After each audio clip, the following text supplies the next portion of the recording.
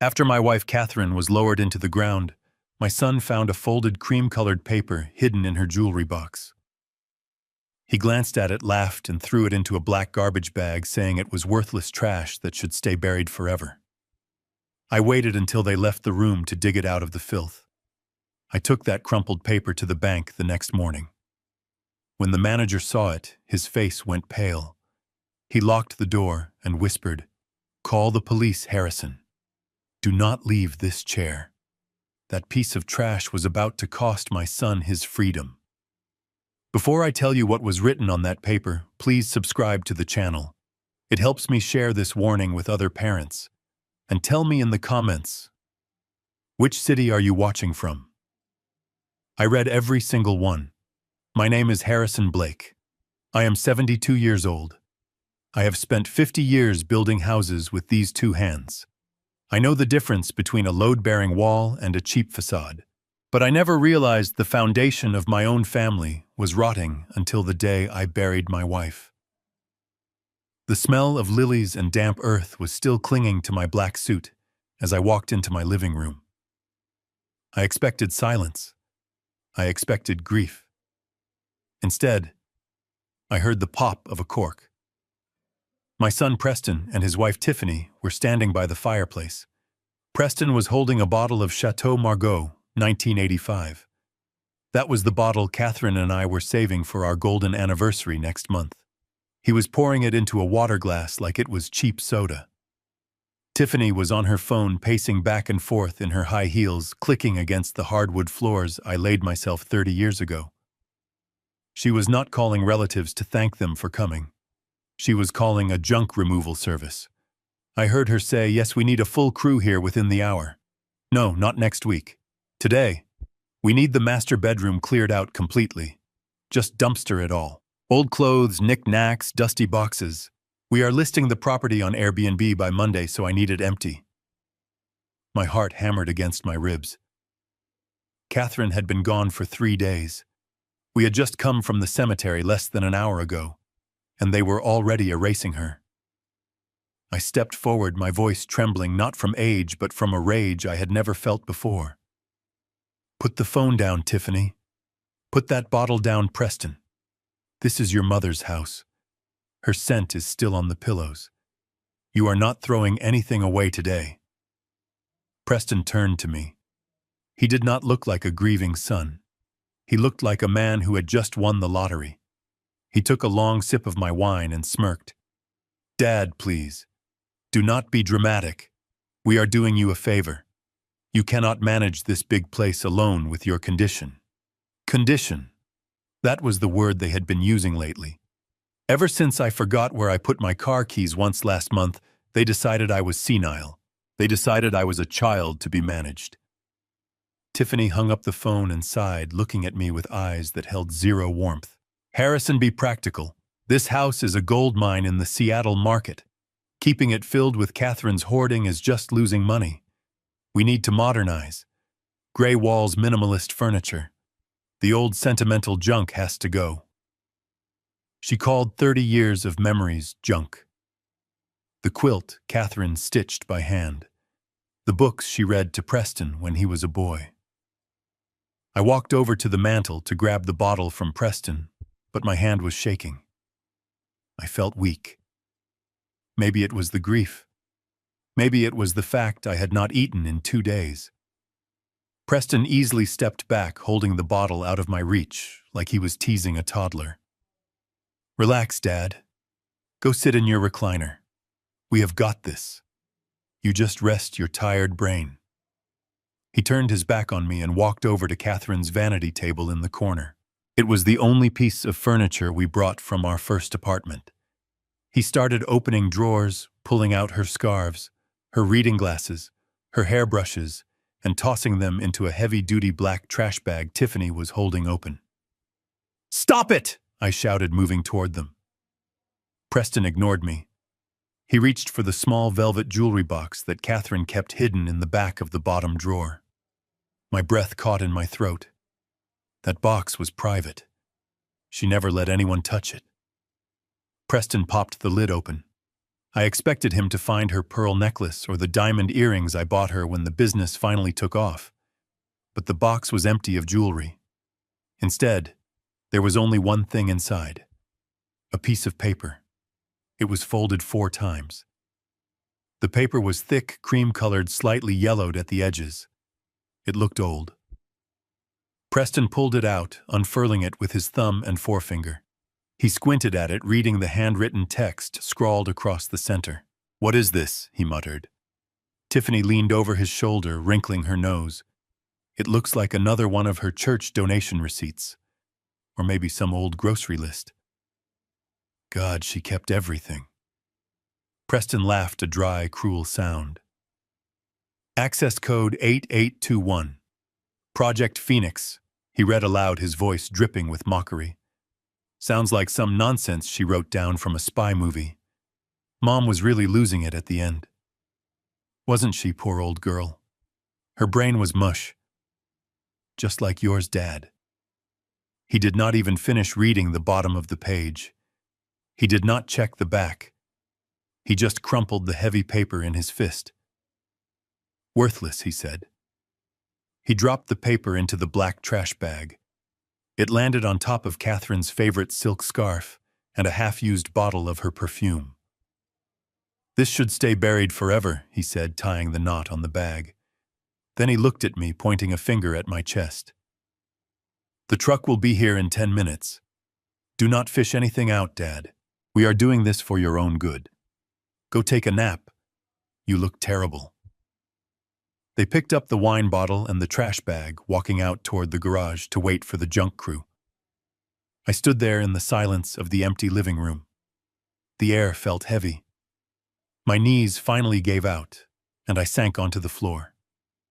I felt small. I felt defeated. I was 72 years old, a man who once commanded crews of 200 men, a man who built skyscrapers. And now I was being ordered around in my own home by a son who had never calloused his hands a day in his life. But then I remembered the look on Preston's face when he read that code. Project Phoenix. Catherine was not senile. She was the sharpest woman I ever knew. She handled the books for my construction company for 40 years. She never made a math error, not once. If she wrote something down and hid it in her most private box, it was not nonsense. I waited. I counted the seconds until I heard the heavy garage door rumble shut. I pulled myself up. My joints popped. My back ached. But I moved. I walked to the kitchen where they had left the other trash bags. I found the one Preston had tied up. I did not care about dignity anymore. I tore the plastic open with my bare hands. The smell of Catherine's perfume wafted up, hitting me like a physical blow. I pushed past the scarves. I pushed past the hairbrushes. There it was, the crumpled ball of cream paper. I picked it up, my hands trembling. I smoothed it out on the granite countertop. I read the code again. Project Phoenix. Access code 8821. But then I saw what Preston had missed, because he was too arrogant to look closely. At the very bottom, in handwriting that was shaky but pressed hard into the paper, Catherine had written a message. It was dated just 2 days before she died. It said, "Harrison, if you are reading this, I am gone. Do not trust Preston. Do not sign anything. Take this paper to Henderson at the bank immediately. He knows everything." A chill went down my spine that had nothing to do with the cold. Seattle rain beating against the window. Do not trust our son. Catherine knew. She knew something was coming. I looked at the door leading to the garage. I could hear Preston and Tiffany laughing outside, probably celebrating their future inheritance. They thought I was a confused old man taking a nap. They thought I was helpless. I folded the paper and put it in my inside jacket pocket, right next to my heart. I was not going to take a nap. I grabbed my car keys from the hook. I walked out the back door, slipping into the rain. I was going to the bank, and I had a feeling that the war had just begun. The dinner table that night felt less like a family gathering and more like a courtroom where the verdict had already been decided. We sat at the long mahogany table, the one I had carved by hand, for Catherine's 40th birthday. There were no candles. There was no warmth. The only sound was the scraping of silver forks against china plates. We were eating takeout from a high-end Italian place, but to me the food tasted like cardboard. Preston sat at the head of the table. My seat. He had taken it without asking, without even a glance in my direction. Tiffany sat to his right, scrolling through her phone, occasionally showing him photos of vacation spots in the Maldives. I sat alone on the left, staring at the empty chair where Catherine used to sit. The silence was thick, suffocating, broken only when Preston cleared his throat. He wiped his mouth with a linen napkin and placed it deliberately on the table.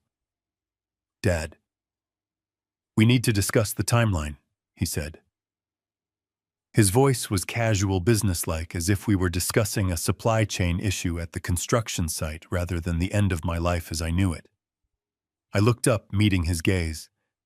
The timeline for what I asked, though, deep in my gut, I already knew the answer. "For the transition," Tiffany chimed in, finally putting her phone down. "We have been looking into facilities. We found one that is perfect for your needs. It is called Golden Oaks. It is very exclusive. They have 24-hour supervision, memory care specialists, and even a garden where you can sit." Supervision. Memory care. They were talking about a nursing home. But not just any nursing home. I knew Golden Oaks. My company had bid on the construction contract for their new wing 5 years ago. I knew exactly what kind of place it was. It was a warehouse for the unwanted elderly, painted in pastel colors to hide the smell of despair. It was where people went to be forgotten. "I am not going to a home," I said, my voice steady despite the trembling in my hands. "I am perfectly capable of living in my own house. I built this house. I know every wire, every pipe, every beam. I am not leaving it." Preston sighed, a long, exaggerated sound that signaled his patience was wearing thin. "Dad, be realistic. You are forgetting things. You are getting confused. Today with the trash was just one example. What happens when you leave the stove on? What happens when you wander off and get lost?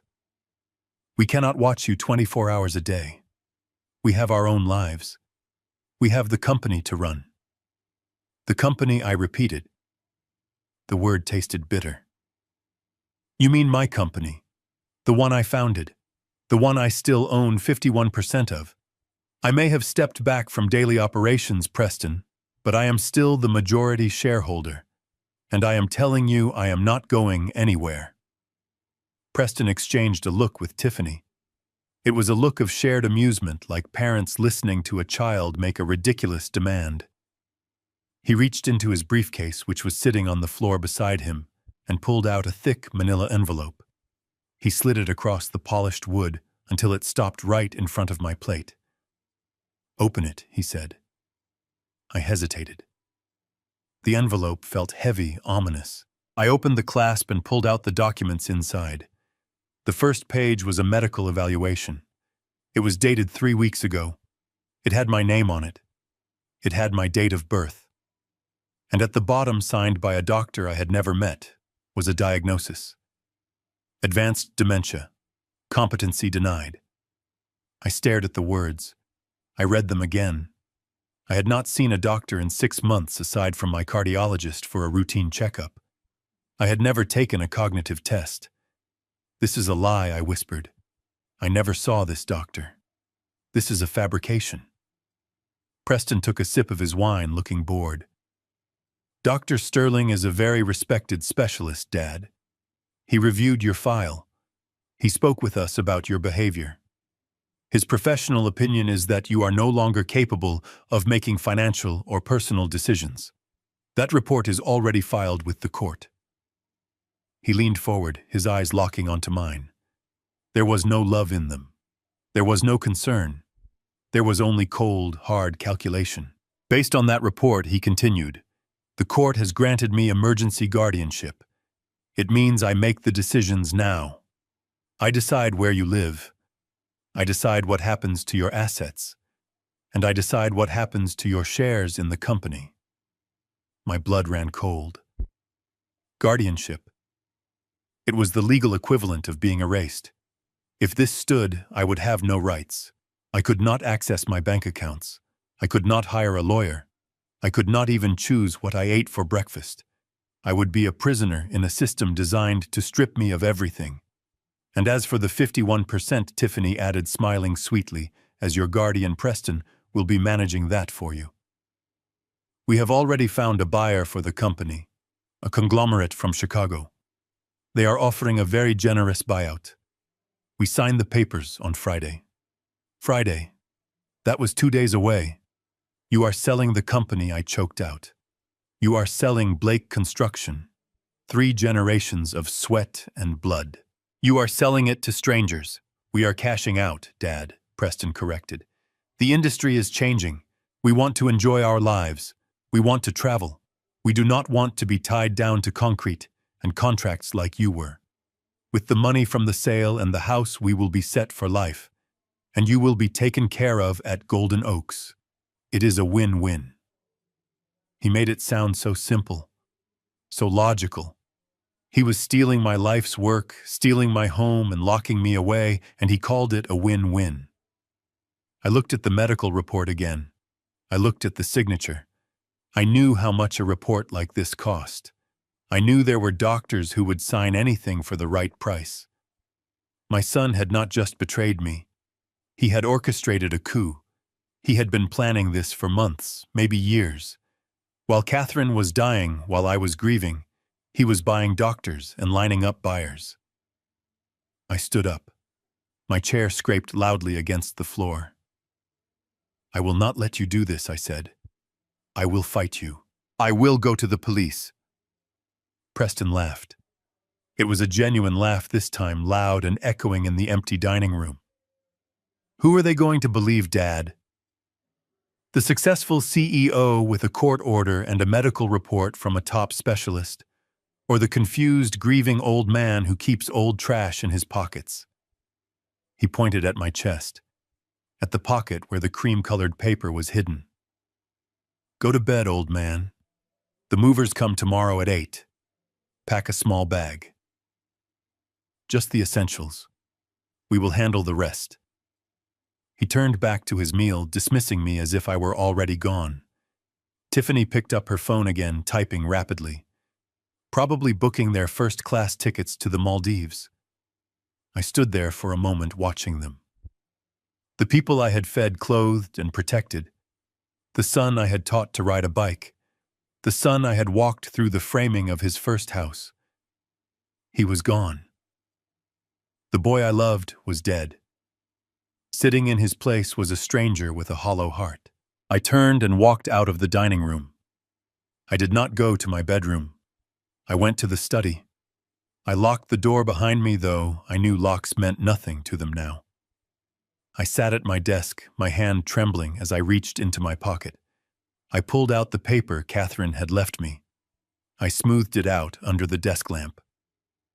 Access code 8821.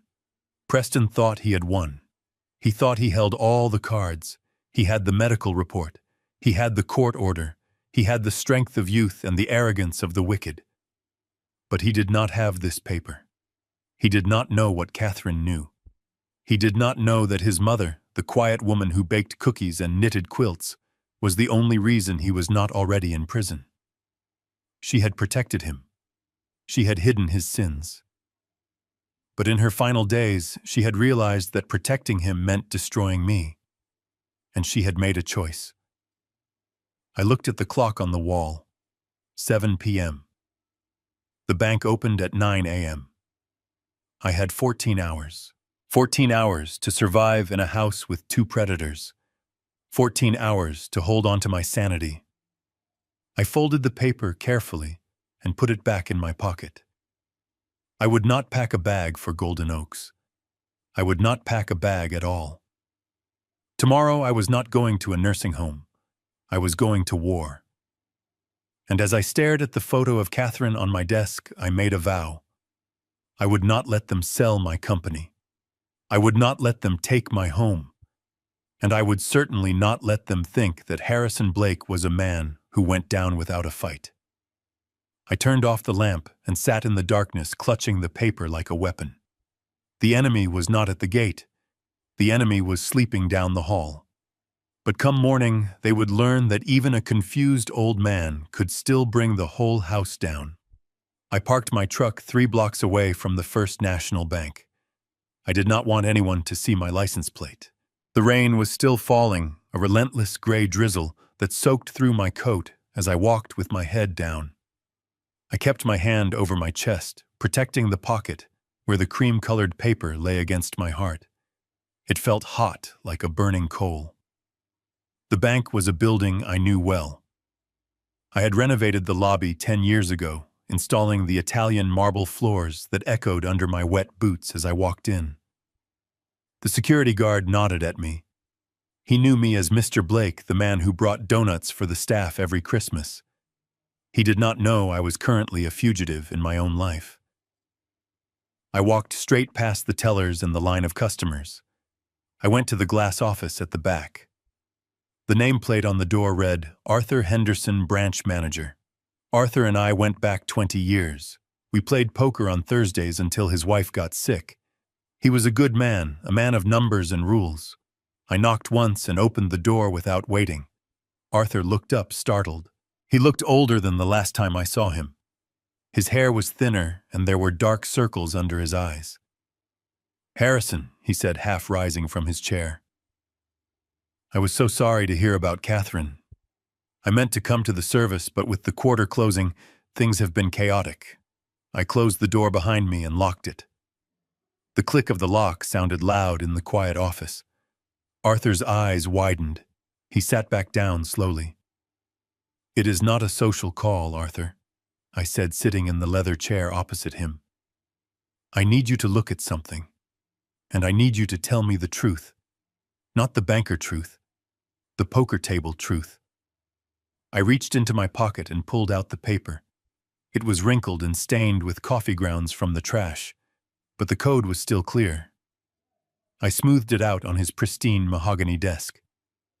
Catherine left this for me, I said. She said you would know what it means. Arthur looked at the paper. He adjusted his glasses. When he saw the words Project Phoenix and the code 8821, he did not look confused. He flinched. It was a small reaction, a tightening of the jaw, but I saw it. He looked up at me, and for the first time in 20 years, I saw fear in his eyes. Where did you get this? He whispered. Does it matter? I asked. Just type it in, Arthur. Catherine said it was important. He hesitated. His hand hovered over his keyboard. He looked at the door I had locked, then back at me. He took a deep breath and began to type. Click, click, click. He hit enter. I watched his face. I expected him to tell me it was a secret savings account. Maybe an insurance policy Catherine had hidden away for a rainy day. I was hoping for a miracle. Instead, I watched the blood drain from Arthur's face until he was the color of ash. A red light on his desk phone started blinking silently. He ignored it. He stared at the screen, his mouth slightly open. Oh my God, he breathed. Harrison, you did not know. Know what I demanded, leaning forward. Is it money? Did she leave me money? Arthur looked at me with an expression of pure pity. It was the same look the doctor gave me when he told me Catherine had cancer. No, Harrison. This is not a savings account. This is a tracking number for a cross-collateralized loan obligation. It is a debt file. Debt. I frowned. That is impossible. The house is paid off. The company has 0 liabilities. I made sure of that before I stepped down. Catherine handled the books. We were debt-free. Arthur turned the monitor around so I could see. I did not understand the banking codes, but I understood the numbers in the bottom right corner. They were red, and there were a lot of zeros. $12 million. My heart stopped. The room started to spin. 12 million, I gasped. How Arthur began to speak rapidly, his voice low and urgent. Project Phoenix is a shadow corporation. It was set up 3 years ago. It used your personal assets as leverage to secure high-risk loans from private equity groups. Not normal banks, Harrison. Sharks. They used the house. They used your pension fund. They used the heavy machinery and the land deeds of Blake Construction as collateral. He clicked a few more keys, opening a document. And here is the worst part. The loans were authorized by the primary account holder. You. He pointed to a signature on the screen. It was my signature. The loops of the H, the sharp cross of the B. It looked exactly like mine. But I had never signed this. I had never seen this document in my life. I did not sign that, I said, my voice rising. That is a forgery. Arthur looked at me sadly. It was notarized, Harrison, by a notary who works for your son's legal team. And look at the cosigner. I looked. Below my fake signature was a real one. Preston Blake. Preston, I whispered. He has been bleeding the company dry, Arthur explained. He made bad bets on cryptocurrency and foreign real estate. When he lost the initial capital, he started borrowing against the company to try and win it back. He kept doubling down. This $12 million, it is due in full on Friday. If it is not paid, the creditors seize everything. The house, the company, your personal savings, everything. The puzzle pieces slammed together in my mind. The rush to sell the company. The rush to sell the house. The rush to put me in a nursing home and declare me incompetent. He is not selling the company to retire, I realized. He is selling it to cover the theft before the deadline. He is trying to cash out and run before the house of cards falls. And he needs me out of the way so I cannot stop the sale. Arthur nodded grimly. And if he sells the company on Friday, the new owners will inherit the debt. When they find out, they will sue. But Preston will be gone. And you, since your name is on the primary loan, you will be the one facing federal prison for fraud. I sat back, feeling like I had been punched in the gut. My son was not just greedy. He was framing me. He was going to let his father die in prison to save his own skin. Suddenly, Arthur's desk phone rang. It was a harsh, shrill sound in the quiet office. Arthur jumped. He looked at the caller ID. His eyes went wide. He looked at me, panic rising in his chest. It is the private client line, he whispered. It is Preston. Do not answer it, I said. I have to, Arthur stammered. If I do not, he will know something is wrong. He tracks the GPS on your phone, Harrison. He knows you are here.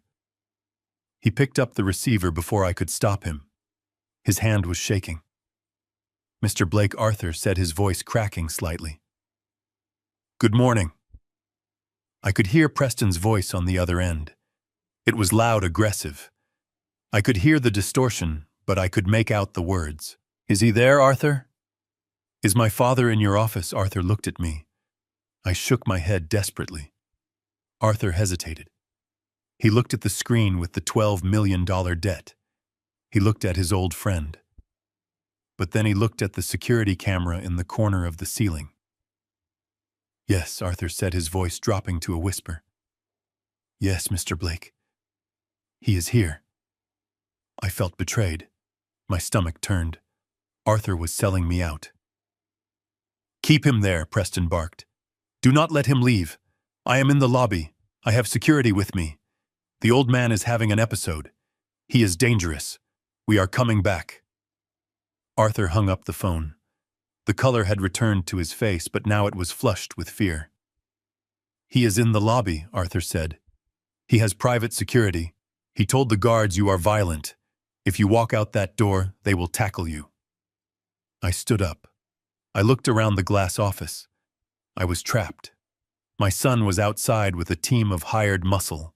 He was going to drag me out of here, inject me with sedatives, and throw me into Golden Oaks before the ink on the sale contract was dry. "You have to help me, Arthur," I said. "You saw the signature. You know I did not do this." Arthur stood up. He walked over to the window that looked out into the lobby. He closed the blinds. Then he turned to me. He did not look like a banker anymore. He looked like the man who used to bluff me at poker. "I cannot stop him from coming in," Arthur said. "He has power of attorney on file. Security will let him through in 30 seconds. He walked over to the back wall of his office. There was a fire exit door marked with a red sign, but Arthur continued reaching into his pocket and pulling out a master key card. "I can delay him, and I can give you a head start." He swiped the card on the fire exit. The lock clicked open. "Go Harrison," he urged. "Take the back alley. It comes out on 4th Street. "What about the evidence?" I asked, pointing at the computer. "I need proof." Arthur grabbed a USB drive from his drawer. He plugged it in, his fingers flying across the keyboard. He downloaded the file. He yanked the drive out and pressed it into my hand. "Take it," he said. "But Harrison, be careful. This is not just fraud. People who steal $12 million do not mind adding murder to the list." I heard heavy footsteps approaching the office door. I heard Preston's voice shouting at a teller. "Get out of my way. My father is in there." I looked at Arthur one last time. "Thank you," I said. "Go," he shouted. I slipped through the heavy metal door just as the handle of the main office door began to turn. I heard the door crash open behind me. I heard Preston yell, "Where is he? Where is the old man?" I did not wait to hear the answer. I ran down the concrete hallway, the USB drive clenched in my fist like a grenade. I burst out into the alleyway, the rain hitting my face. I was alone. I was hunted. But for the first time since the funeral, I had a weapon. I ran toward my truck, but then I stopped. I saw a black SUV blocking the exit of the alley. 2 men in dark suits were standing by it, scanning the street. Preston's men. They had anticipated I might run. I ducked behind a dumpster, my heart hammering against my ribs like a trapped bird. I could not go to my truck. They would be watching it. I could not go home. I could not go to the police, not when Preston had a court order declaring me insane. I was on the street. I had $200 in my wallet. I had a USB drive that could bring down an empire, and I had nowhere to go. Then I remembered the only other thing Catherine had written on the paper. The part I had almost missed. Find Sarah. Number 44 Oak Street. I did not know who Sarah was. I did not know why Catherine wanted me to find her. But as the men in suits started walking down the alley, checking behind crates and boxes, I knew she was my only hope.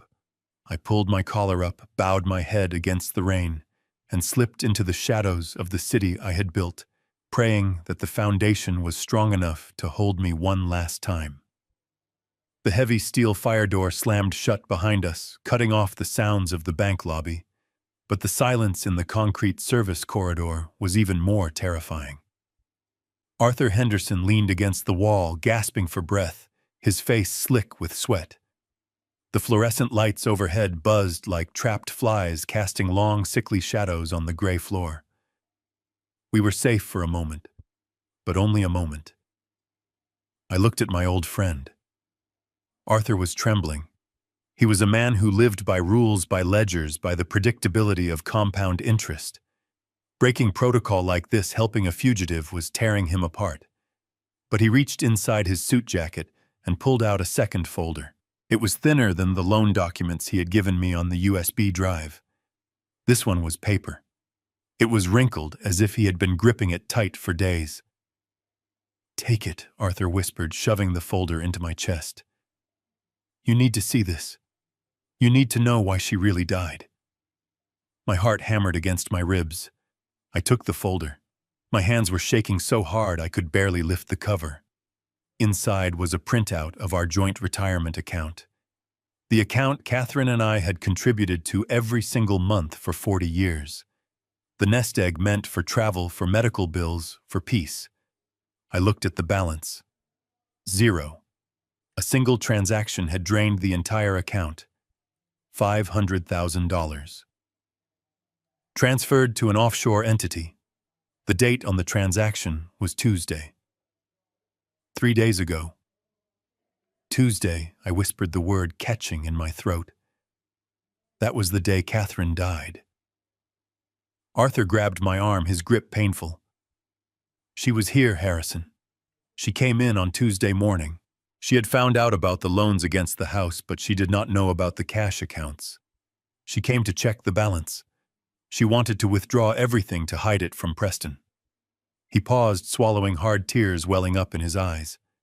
But it was already gone. When I told her the balance was 0, she collapsed in the chair. She could not breathe. But that is not what killed her, Harrison. It was what happened next. I stared at him, dread pooling in my stomach like ice water. What happened next? Preston came in, Arthur said, his voice dropping to a horrifying whisper. He had been tracking her phone. He walked right into my office. He did not help her. He did not call 911. He stood over her, Harrison. She was gasping for air, palm clutching her chest, and he leaned down and whispered to her. I felt the blood roar in my ears. What did he say? Arthur closed his eyes as if reliving a nightmare. He told her that if she told you, if she went to the police, he would ruin you. He told her he had already signed the papers to have you committed. He told her that you were the one who authorized the transfers, that he had forged your signature so well that you would go to prison for embezzlement. He told her that her choice was simple. Die quietly and let him take the money, or live and watch her husband die in a jail cell. I staggered back, hitting the cold concrete wall. The world tilted on its axis. My wife, my sweet, strong Catherine. She had not died of a stroke caused by old age. She had not died peacefully. She had been cornered, robbed, and threatened by the son she had given birth to. Her heart had given out under the weight of his cruelty. She tried to stand up. Arthur continued, tears finally spilling down his cheeks. She tried to slap him. She screamed at him to get out. That was when she fell. That was when her heart stopped. And he just watched Harrison. He checked his watch. He waited a full 2 minutes before he yelled for help. He let her die to protect his secret. A primal sound ripped from my throat, half sob, half growl. It was not a tragedy. It was manslaughter. It was a calculated execution using fear as the weapon. My son had murdered his mother for $500,000 and a clean getaway. Arthur looked at his watch. You have to go, he urged, pushing me toward the exit at the end of the hall. He will check the cameras. He will see we came this way. I looked at the folder in my hand. It was no longer just financial records. It was a murder weapon. It was the motive. Why did you not tell the police? I asked, my voice broken. Arthur looked down at his shoes. Because I was afraid, he admitted shamefully. He threatened me, too. He knows about my daughter's rehab payments. He said he would cut off her funding if I spoke. But I cannot sleep, Harrison.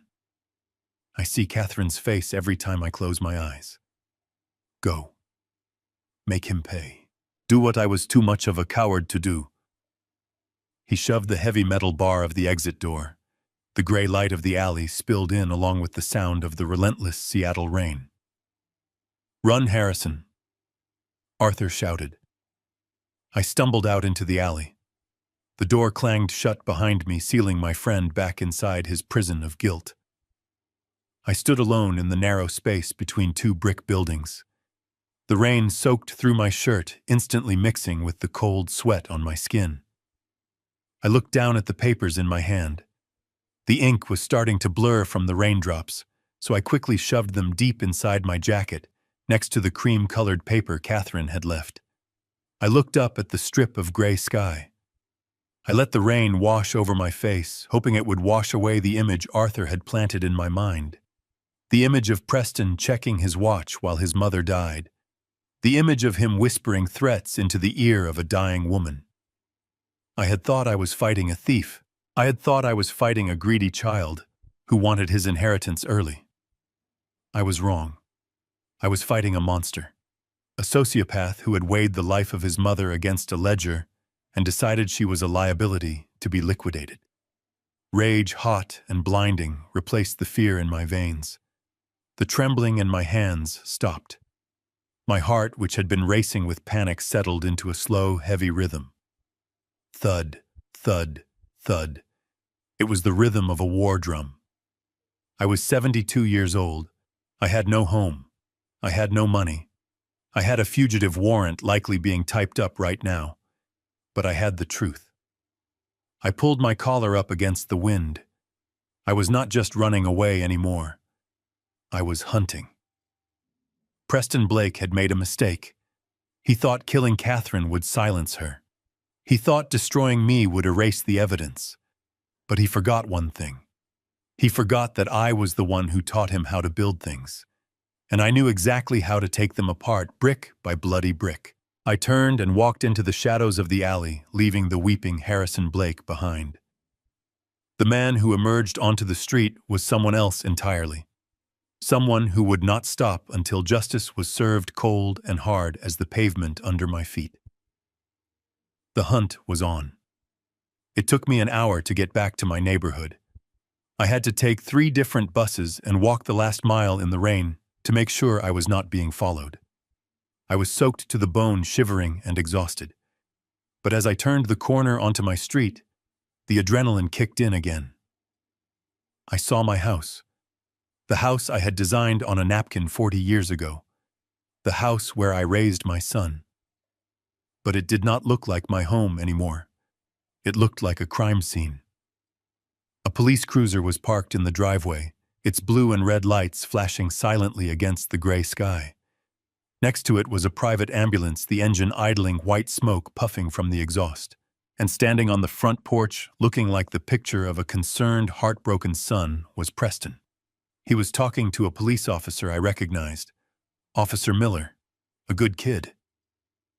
I had hired his father to do the electrical work on the stadium project back in the 90s. Now Miller was standing there nodding sympathetically as my son spun a web of lies. I wanted to run. I wanted to turn around and disappear back into the city. But I couldn't. My truck, my 1978 Ford F-150, was in that garage. It was the only vehicle I owned that didn't have a GPS tracker or a computer system Preston could hack. It was old, mechanical, and reliable, just like me. I needed that truck if I was going to survive. I took a deep breath, straightened my spine, and walked up the driveway. Officer Miller saw me first. His hand went to his belt, not drawing his weapon, but resting there in a gesture of authority. "Mr. Blake," he called out, his voice firm but not unkind. "Please stop right there." Preston turned around. The performance he gave was worthy of an Academy Award. His face crumpled with relief. He ran down the steps, his arms open. "Dad!" "Oh, thank God. We were so worried. We thought you wandered onto the highway." He tried to hug me. I stepped back, revulsion rising in my throat like bile. If I let him touch me, I might snap his neck. "Do not touch me," I said, my voice low and dangerous. Preston stopped, looking hurt. He turned to the officer, his eyes wide with fake sadness. "See, officer, he is aggressive. He does not even recognize me. The dementia is progressing so fast. Dr. Sterling said this would happen." Officer Miller stepped between us, holding up a hand. "Mr. Blake, you need to calm down. Your son has filed an emergency order. We need to get you some help." I looked at Miller. I looked him right in the eye. "Son, I am not crazy. I am not sick. This man is stealing my company. He just killed his mother. You have to listen to me." Miller looked uncomfortable. He glanced at the paper in his hand. It was a court order. I could see the stamped seal from where I stood. Emergency conservatorship. Immediate custody. I am sorry, Mr. Blake Miller said gently, but the judge has signed the order. Legally, Preston is your guardian now. He says you are a danger to yourself. We have an ambulance here to take you to a facility where you can be safe. Two men in white uniforms stepped out of the back of the ambulance. They were big men. They did not look like nurses. They looked like bouncers.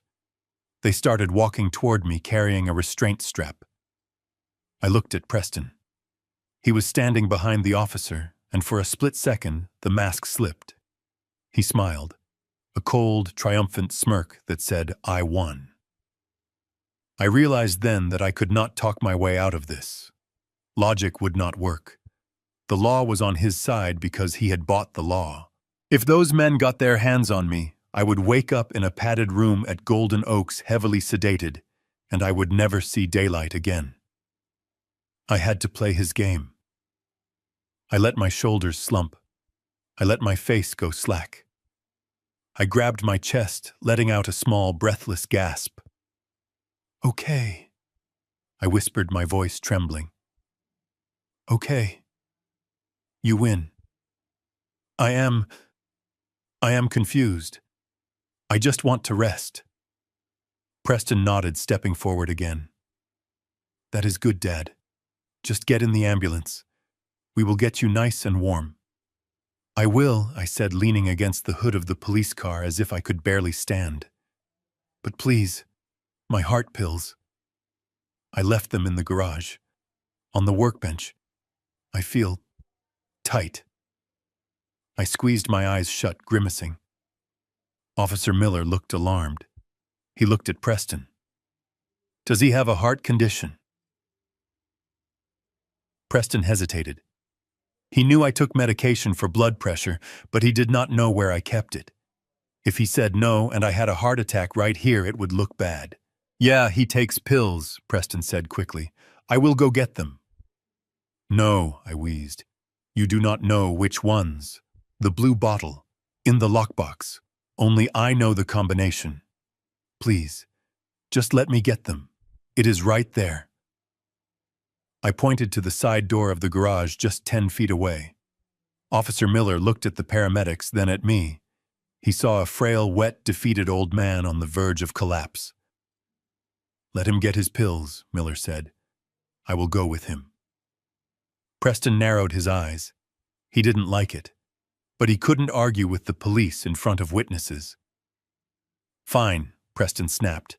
"But hurry up." I shuffled toward the garage door, dragging my feet. Miller walked right behind me. I opened the side door and stepped into the cool, dark smell of motor oil and sawdust. It was my sanctuary.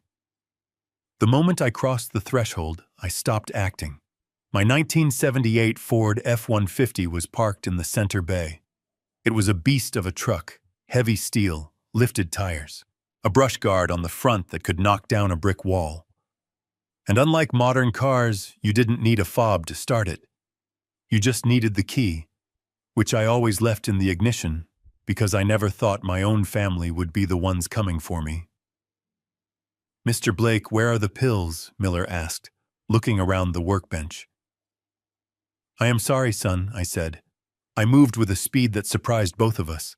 I slammed the side door shut and threw the deadbolt. Miller shouted from the outside, pounding on the door. I sprinted to the truck. I yanked the driver's door open and vaulted into the seat. I turned the key. The V8 engine roared to life with a thunderous growl that shook the tools on the walls. It was the sound of raw power. I looked through the windshield.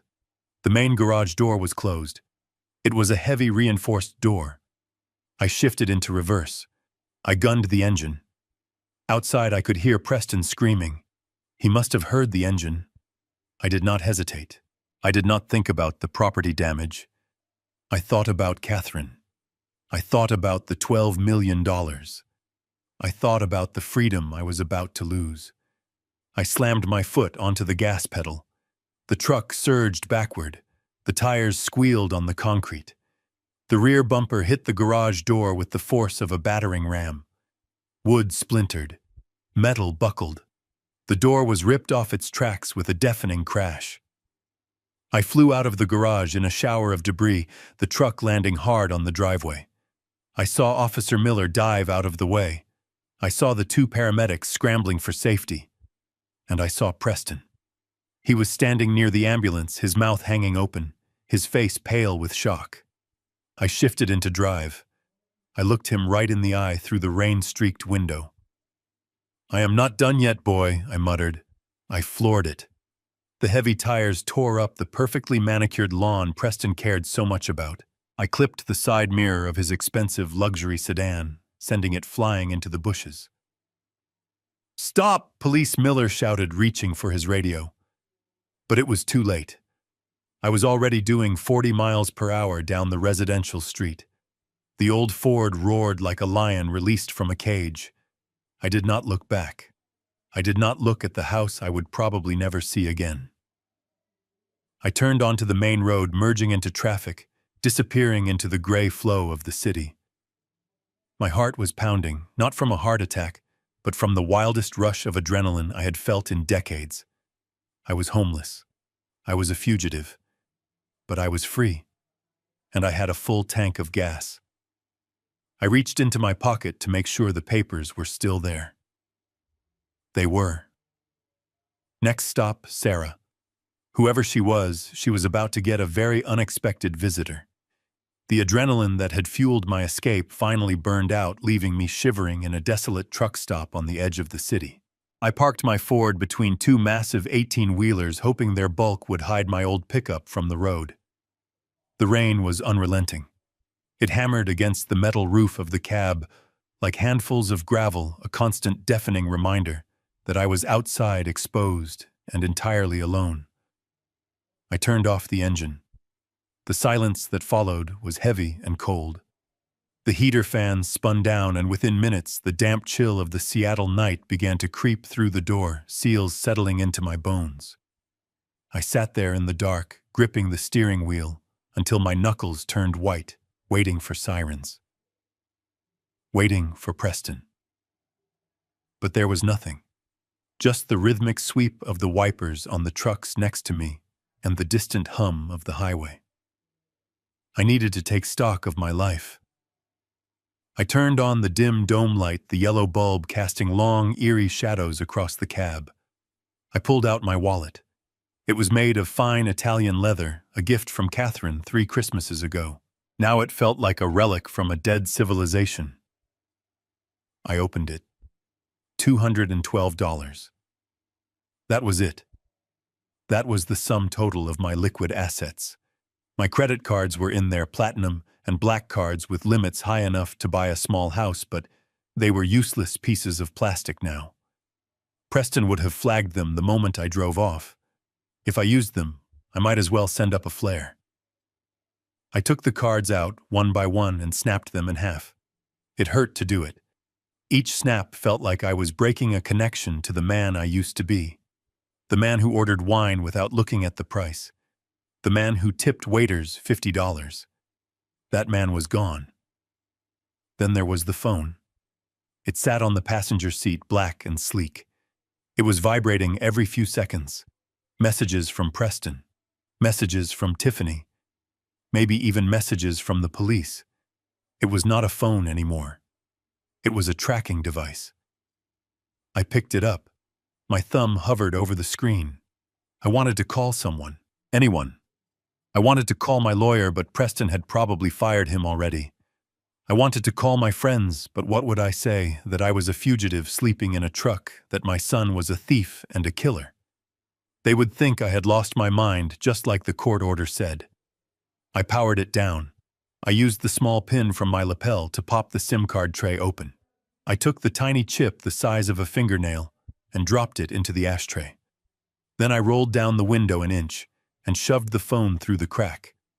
It fell into a puddle of oil and rainwater on the asphalt. I was now completely off the grid. I leaned back against the headrest and closed my eyes. The reality of my situation crashed down on me with the weight of a collapsing roof. I was 72 years old. I had a bad back. I had high blood pressure, and I was homeless. My stomach rumbled a sharp, twisting pain. I had not eaten since breakfast. The hunger was not just physical, it was humiliating. Yesterday, I was the patriarch of the Blake family. Tonight, I was eyeing a half-eaten bag of stale crackers I had left in the glove compartment 6 months ago. I ate them. They tasted like dust and cardboard, but I swallowed them down, washing them away with a sip of lukewarm water from an old bottle rolling around on the floor. As the sugar from the crackers hit my blood, the tears finally came. They did not come with sobbing or wailing.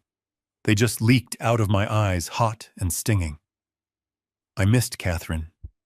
I missed her so much it felt like a physical hole in my chest. If she were here, she would know what to do. She would tell me to be brave. She would hold my hand and tell me that we had started with nothing before and we could do it again. But she was not here. She was in a cold grave and I was in a cold truck. The temperature dropped. I wrapped my coat tighter around myself, but the dampness was relentless. My knees ached, my hip throbbed. Every injury from 50 years of construction work came back to haunt me all at once. A dark thought whispered in my ear. It was the voice of weakness, the voice of a tired old man. "Go back," the voice said. "Just go back. Tell Preston you were confused. Tell him you had a panic attack. He will win. He will sell the company. He will put you in Golden Oaks. But at least you will be warm. You will have a soft bed. You will have hot food." Is that so bad? Is fighting really worth dying of pneumonia in a parking lot? My hand moved toward the ignition key. It was so tempting. Just to surrender. To admit that I was too old for this fight. To accept that the world belonged to the young and the ruthless now. I gripped the key. I could be home in 20 minutes. I could be warm. But then the image of Arthur Henderson's face flashed in my mind. The terror in his eyes when he talked about Catherine's death. Preston checking his watch while my wife gasped for air. If I went back, I would be shaking the hand of the man who killed my wife. I would be eating food paid for with her life insurance. I pulled my hand away from the key as if it were red hot. Number 1. I would rather freeze to death in this truck than accept charity from a monster. I needed a distraction. I needed to focus. I reached into my inside pocket and pulled out the only thing of value I had left. The cream-colored paper. I turned the dome light back on. I held the paper up, studying it. The code was there.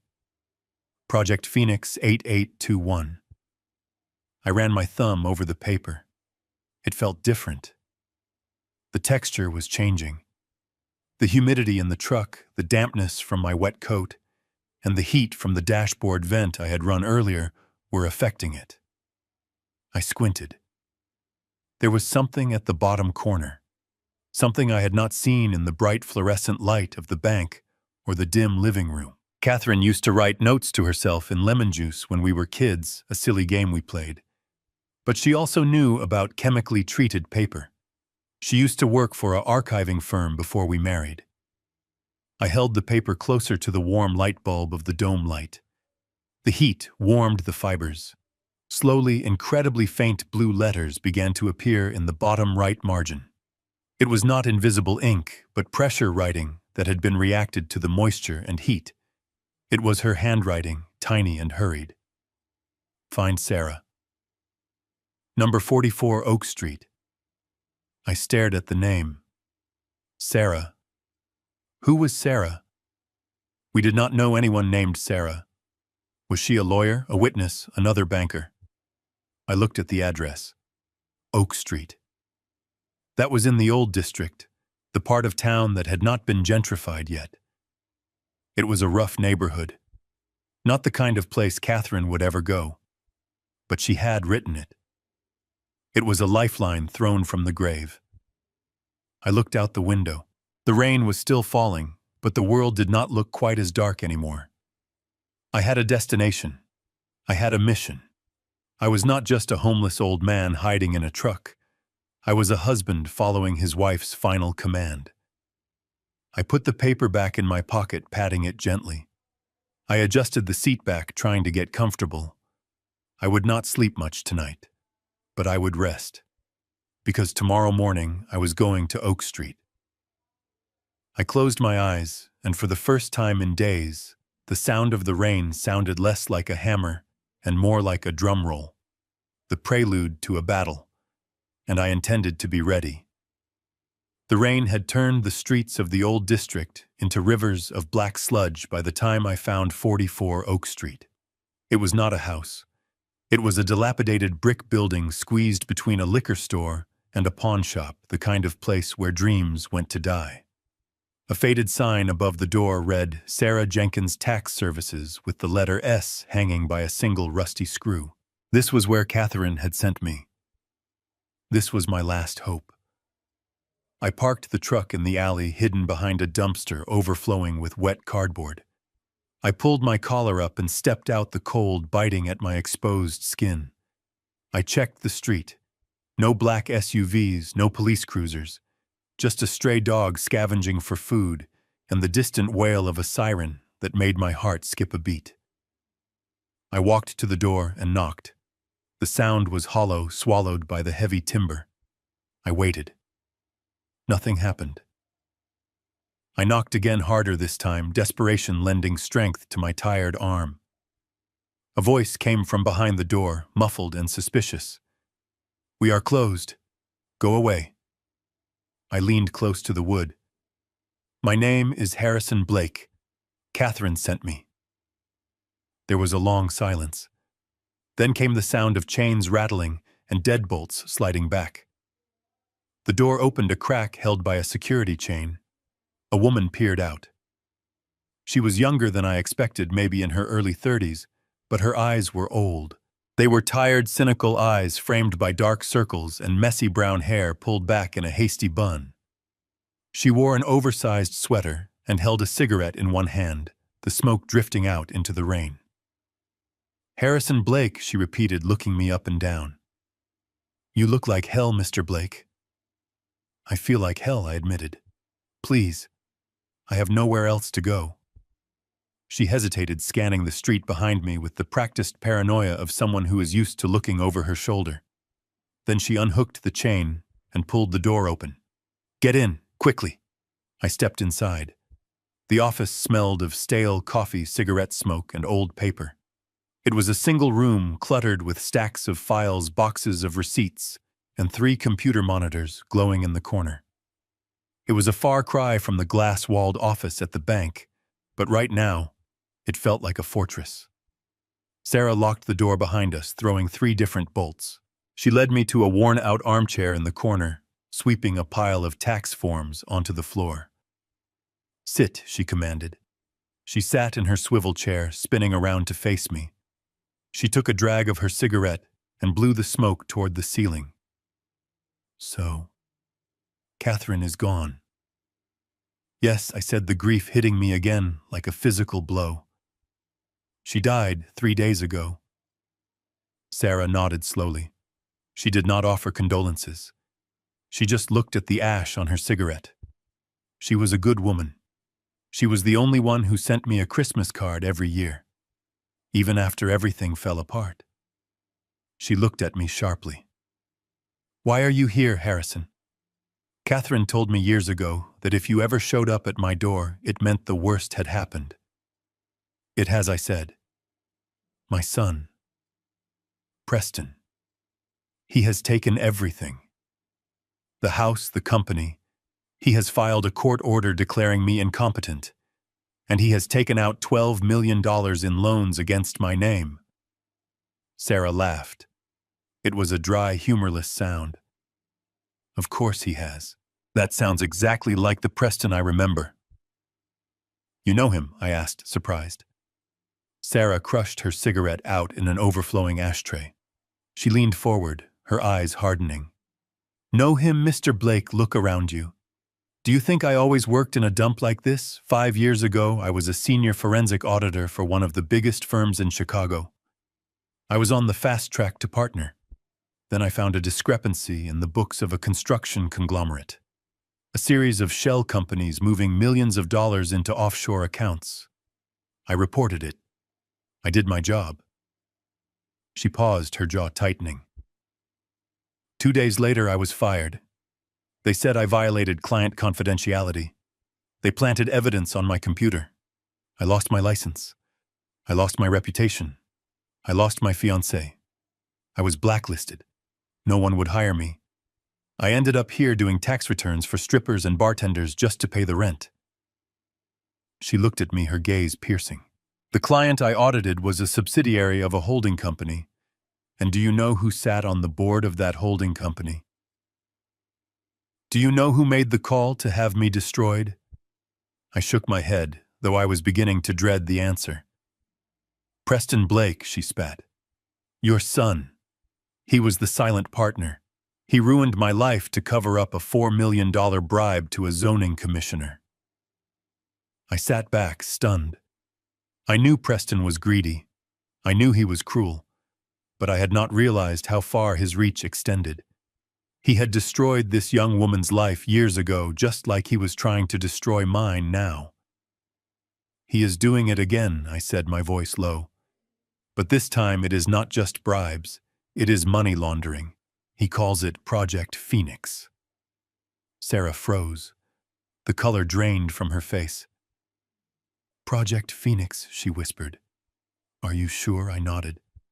I reached into my pocket and pulled out the cream-colored paper. I handed it to her. She took it as if it were a bomb.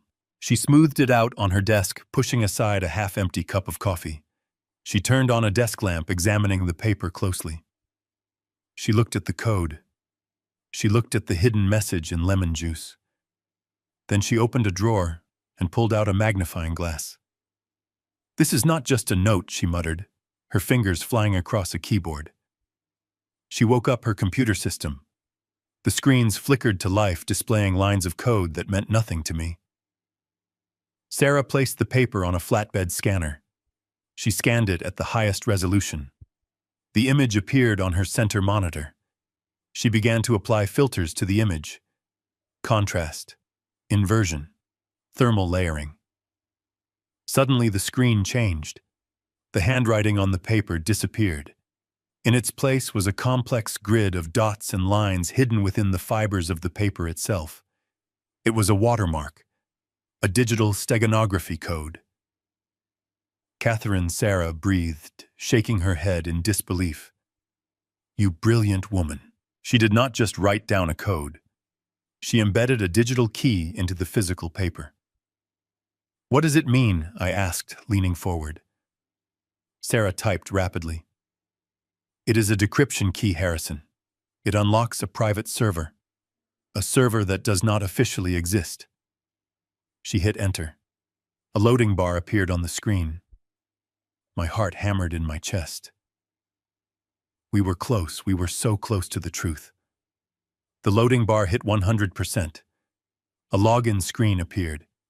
It was black with a single logo in the center. A red phoenix rising from ashes. Project Phoenix, I said. We found it. Sarah did not celebrate. She stopped typing. She sat back in her chair, her face pale. We found the door, Harrison. But we cannot open it. Why not? I asked. You have the code. You have the key. She pointed at the screen. Below the logo, a text box was flashing. But it did not ask for a password. It did not ask for a PIN. It asked for a biometric verification. Voice print required the screen read, or fingerprint scan. Identity primary administrator, Preston Blake. Sarah looked at me, her expression grim. This is a dead end, Harrison. To access this server to see where the money went and prove your innocence, we do not just need a hacker. We need Preston. We need his voice or his thumb. And considering he has a restraining order against you and a team of bodyguards, we might as well be trying to break into Fort Knox. I stared at the screen. The red phoenix seemed to mock me. We had the evidence, but it was locked behind a wall of technology I could not breach. I am not giving up, I said, though I felt the weight of defeat pressing down on me. There has to be a way. Sarah looked at the paper again. She picked it up, holding it to the light. Catherine knew about this, she said softly. She knew he would use biometrics. She would not have left you a key that you could not use. She turned the paper over. There was nothing there, just blank cream paper. But then Sarah's eyes narrowed. She rubbed the paper between her thumb and forefinger. "Wait," she said. "This feels uneven." She grabbed a small scalpel from her desk drawer. With the precision of a surgeon, she picked at the corner of the paper. It split. It was not one sheet of paper. It was two incredibly thin sheets pressed together. She peeled them apart. Sandwiched between the layers was not another note. It was a thin, transparent film. A plastic strip. Sarah held it up to the light. On the strip pressed in ink that was almost invisible to the naked eye was a smudge, a loop, a whorl. It was a fingerprint. "He must have touched the adhesive when he was setting up the files years ago," Sarah whispered. "Catherine must have lifted it from his office. She kept his fingerprint. She placed the film on the scanner. She initiated a program. Digital reconstruction in progress," the computer announced. We watched the bar load. 10%. 50%. "If this works," Sarah said, her voice trembling with a mix of fear and excitement, "we can clone his print. We can bypass the security. We can see everything." 90%. The computer beeped. Match confirmed. Sarah looked at me. A slow, dangerous smile spread across her face. It was the smile of a woman who had been waiting 5 years for this moment. "Harrison," she said, "do you want to take down a billionaire?" I looked at the screen. I looked at the woman who had lost everything because of my son. And I looked at my own hands, the hands that built houses now ready to tear one down. "Let us burn him to the ground," I said. Sarah hit enter. The screen flashed green. Access granted. And then the files began to open. Thousands of them. Bank transfers, bribes, names of politicians, names of judges. And at the very top of the list, a folder titled Operation Friday Liquidation and Flight Plan. We were in. But as I read the first document, I realized that saving my company was the least of my worries. What Preston was planning for Friday was not just a sale, it was an explosion. And we were standing right in the blast zone. We drove to a 24-hour diner on the outskirts of the city, the kind of place where truck drivers and insomniacs go to hide from the world. The neon sign outside buzzed with a dying flicker, casting a sickly red glow over the wet pavement. Inside, the air smelled of grease-burnt coffee and desperation. We took a booth in the far corner, away from the windows. Sarah opened her laptop immediately, the screen glowing blue in the dim light. I ordered 2 black coffees, my hands wrapping around the warm ceramic mug to stop them from shaking. Sarah typed furiously, her eyes scanning lines of data that scrolled past faster than I could read. We had breached the server.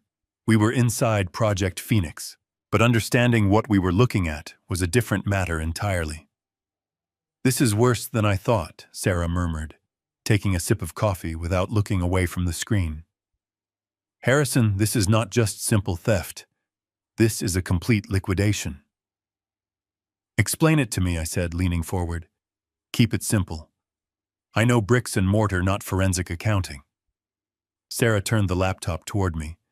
She pointed to a column of red numbers. "See this? These are transfers. Every month for the last 2 years, Preston has been siphoning operating capital from Blake Construction. He started small. 50,000 here, 100,000 there. He categorized them as consulting fees or material costs for projects that never existed. I felt a knot tighten in my stomach. I trusted him. I signed those checks, or at least I thought I did. "He was using digital forgeries even then," Sarah said grimly. "But here is where it gets ugly. He was not spending the money on cars or vacations. He was funneling it into unregulated cryptocurrency exchanges. He was gambling Harrison. He was betting on volatile coins, thinking he could double the company's money and look like a genius. And he lost, I guessed. He lost everything, Sarah confirmed. He lost the initial $4 million in 6 months. That was when he started Project Phoenix. To cover the hole in the books, he took out the loans against your assets. He used the new money to try and win back the old money. It is the classic gambler's fallacy. And now the hole is $12 million deep. $12 million. The number echoed in my head. It was more than the company was worth. It was more than everything I had built in 50 years. But that is not the endgame, Sarah continued, her voice dropping lower. The loans are due on Friday. The creditors are not banks. They are private equity sharks. If they are not paid, they do not just foreclose. They break legs. Preston knows he cannot pay, so he has one final move left. She opened a new document. It was a contract. At the top in bold letters it read, "Sale and Purchase Agreement." "He is selling the company," I whispered. "He is selling it to Apex Global," Sarah said. "Your biggest competitor. And he is doing it for a fire sale price. $15 million. Just enough to pay off the sharks and keep a few million for himself to disappear with." I stared at the screen. Apex Global. They were a corporate giant known for buying family businesses, stripping them for parts, and firing the entire workforce. If they bought Blake Construction, my 200 employees, men and women I had known for decades, would be on the street in a month. "And look at the date," Sarah said, tapping the screen. "The closing is scheduled for Friday at noon. That is 36 hours from now. If he signs that paper, I said, the company is gone. The debt is paid, but the legacy is destroyed." "No," Sarah corrected me sharply. "It is worse than that. Look at Clause 14. Liabilities. Retained by seller." I squinted at the fine print. Preston has structured the deal so that Apex buys the assets, but the liabilities, specifically the debt secured by personal guarantees, remain with the original owner. He is selling the buildings and the trucks, but he is leaving the debt with you. I sat back, the breath knocked out of me. He is going to take the $15 million cash pay himself and leave me with the $12 million debt, I realized. And since I am the primary guarantor, you go to prison for fraud, Sarah finished. And he walks away with a clean slate and a plane ticket to a country with no extradition treaty. I felt sick. It was evil. It was pure distilled evil. My son was not just sacrificing me. He was nuking my entire existence to save his own skin. "We have to go to the police," I said, standing up. "We have the files. We have the proof. Sit down, Harrison." Sarah hissed, grabbing my arm. "We cannot go to the police. Not yet." "Why not?" "This proves everything." "Because this is digital evidence obtained illegally," she whispered fiercely. "We hacked a private server. Any decent lawyer, and Preston has a team of them, will get this thrown out of court in 5 minutes.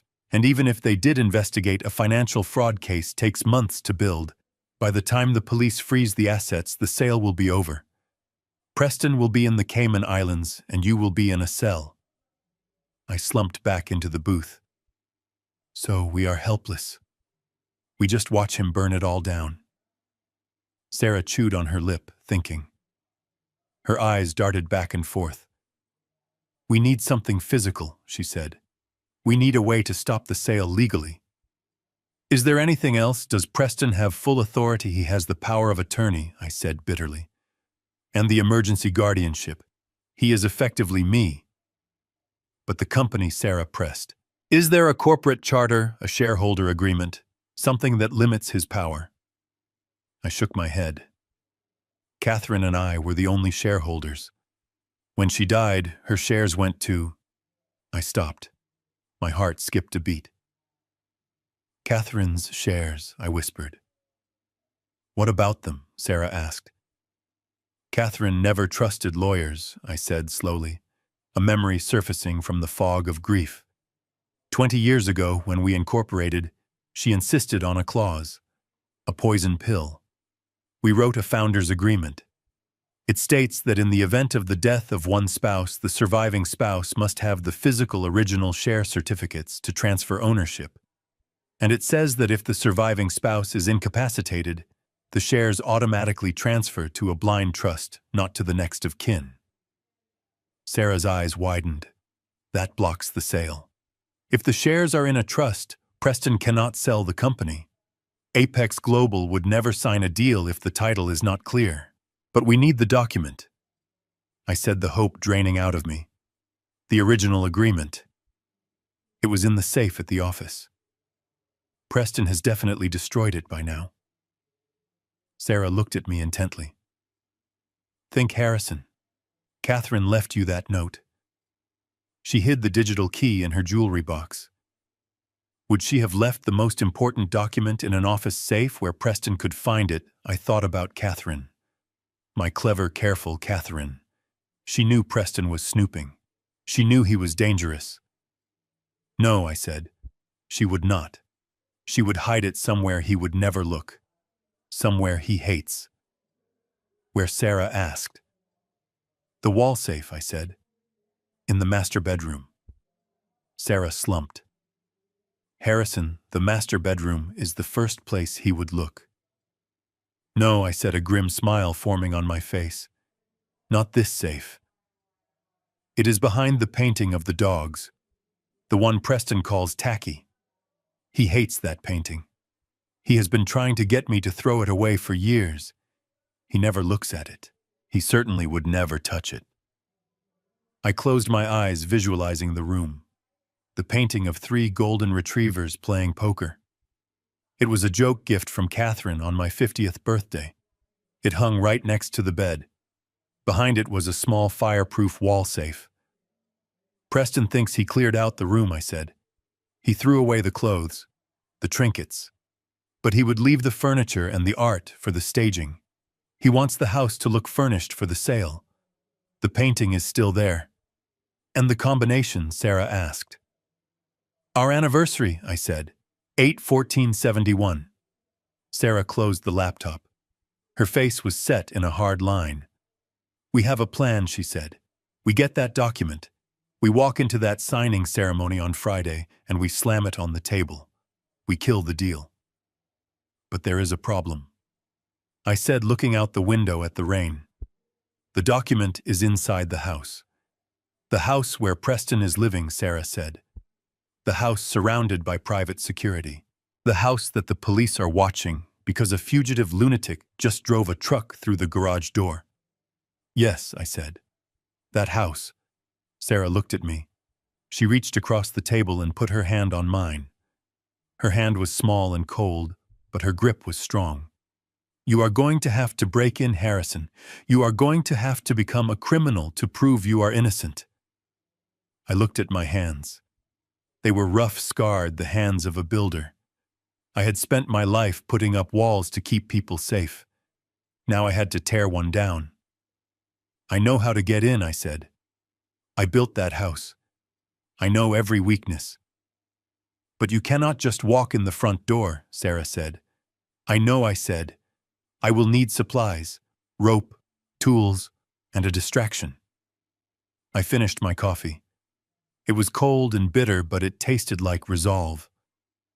We have 36 hours, I said. Let us go shopping. We stood up and walked out of the diner, leaving a few crumpled dollar bills on the table. The rain was still falling, but the fear was gone. I had a target. I had a map. And for the first time since Catherine died, I felt alive. I was going home, not as a father, not as an owner, but as a thief in the night, and God help anyone who stood in my way. The smell of pine lumber and cold steel hit me the moment the automatic doors slid open. For 50 years, this scent was my cologne. It was the smell of progress, of contracts signed and foundations poured. I had spent millions of dollars in stores like this, buying materials to build skyscrapers and family homes. Today, I walked in with a crumpled wad of bills in my pocket, looking for the tools to commit a felony. I grabbed a shopping cart.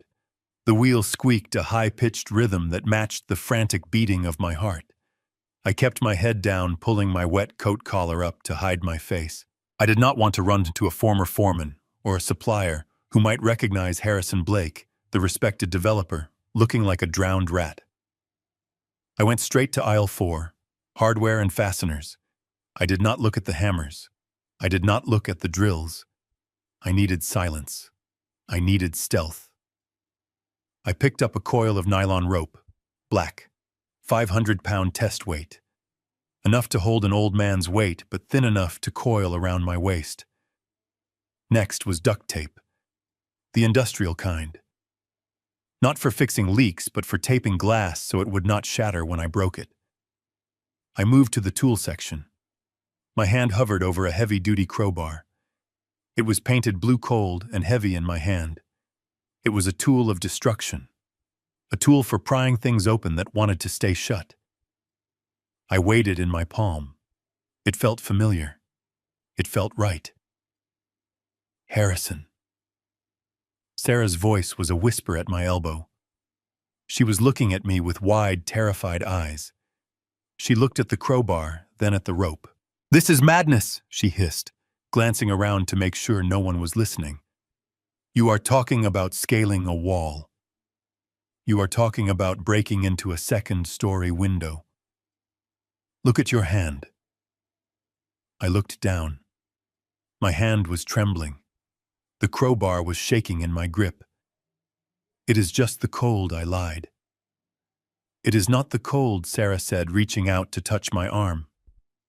"You are pale. Your lips are blue. You need a hospital, not a hardware store. You are going to have a heart attack before you even get up the trellis." I pulled my arm away. A sharp pain like a serrated knife twisted behind my sternum. I gritted my teeth, forcing the air into my lungs. I knew she was right. My chest felt tight like a vice was slowly closing around my ribs. I had not taken my medication in 24 hours. My blood pressure was probably high enough to stroke out right here in aisle 4. But I did not have a choice. "I am fine," I grunted, tossing the crowbar into the cart. It landed with a loud clang that made a nearby shopper look over. I stared him down until he turned away. "I am not asking you to climb the wall, Sarah," I said, leaning on the cart for support. "I just need you to drive the getaway car. I built that house. I know where the weak points are. I know that the trellis on the north side is bolted into the brick, not the siding. It will hold me." Sarah shook her head, running a hand through her damp hair. "And what if the alarm goes off? What if the private security shoots you?" "Harrison, this is suicide. We can find another way. We can try to hack the biometric scanner again. We do not have time." I snapped my patience, fraying along with my nerves. "The sale is tomorrow at noon. If we do not get that document tonight, it is over. Preston wins. Catherine died for nothing." I saw the hurt in her eyes and I softened my tone. "Sarah, look at me. I have nothing left. No home, no wife, no dignity. All I have is this chance. If I die in that house, at least I die fighting. Is that not better than dying in a nursing home drooling on myself while my son spends my money?" She looked at me for a long moment. She saw the resolve in my eyes. She saw the stubbornness that had built a company from nothing. She sighed, defeated. "We need glass cutters," she said, pointing to the shelf behind me. "If you break the window with the crowbar, the noise will alert the guards. Use a diamond tip cutter. Score it. Tap it. Tape it." I smiled weakly. "You know a lot about breaking and entering for an accountant." She shrugged, grabbing the tool and tossing it into the cart. "I watch a lot of crime documentaries. And get some gloves. Leather. You do not want to leave prints." We walked to the checkout counter. The cashier was a teenager with acne and a name tag that hung crookedly on his vest. He scanned the items. Rope, tape, crowbar, glass cutter, gloves, A ski mask. It was a starter kit for a burglary. The kid did not even blink. He popped his gum and looked at the total. $184.50, he drawled. I opened my wallet. I pulled out the damp bills. I counted them out on the counter. 20s, 10s, 5s. I had exactly $190 left. I handed the money over. My hand shook as I gave away my last lifeline. I was now destitute. I had $5.50 to my name. Keep the change, I said. We walked out into the parking lot. The rain had stopped, but the fog had rolled in thick and gray. We loaded the supplies into the back of Sarah's battered sedan. I leaned against the car, feeling the adrenaline crash. The pain in my chest was a dull throb now, a constant reminder of my mortality. I closed my eyes, visualizing the layout of the house. The master bedroom was on the second floor facing the garden. The trellis was covered in ivy. It was steep. I can do this, I whispered to myself. I have to do this. Sarah sat in the driver's seat, her phone glowing in her hand. She was checking the surveillance feeds she had managed to tap into earlier, the ones connected to the street cameras. Suddenly, she sat up straight. Harrison, she said, her voice sharp. Get in the car. What is it? I asked, sliding into the passenger seat. Did they find us? No, she said, turning the screen toward me. Look at this. I looked at the phone. It was a social media post, an Instagram invitation. It was posted by Tiffany. The image was a picture of my living room, now redecorated with modern, soulless furniture. There were balloons. There were bottles of champagne. The caption read, "Gnawed free of the clutter. Come celebrate our new chapter at the Blake residence. Housewarming and pre-sale party. Tonight at 8 p.m. I stared at the screen. A party. Tonight. They are celebrating, I said, my voice dripping with disgust. They are dancing on Catherine's grave before the dirt is even settled. Sarah looked at me, her eyes wide with a realization. Don't you see, she said, a party. That means people coming in and out. That means noise, music, laughter. I nodded slowly, the gears in my mind turning. And it means the perimeter alarm will be disabled, I said. They cannot have the alarm armed if guests are walking in and out of the garden doors. Sarah grinned. It was a fierce, predatory grin. It is a Trojan horse, Harrison. We do not have to sneak past a silent armed fortress. We just have to slip in while they are drunk and bragging about their money. I looked at the time on the dashboard. 7:15. The party starts in 45 minutes. I felt a surge of energy. The pain in my chest receded, replaced by a cold, hard focus. Preston had made a mistake. His arrogance was his weakness. He was so sure he had won, so sure I was helpless, that he was throwing a party to gloat. He was inviting the wolf right to the door. Drive, I said to Sarah. Take me home. She started the engine. The car sputtered to life. We pulled out of the parking lot, leaving the hardware store behind. I touched the tools in the back seat. The rope. The tape. The crowbar. I was not a builder anymore. Tonight, I was a thief, and I was going to steal back the only thing that mattered. We drove into the fog, heading toward the wealthy suburbs, toward the house that was no longer a home but a battlefield, and the party was just about to begin.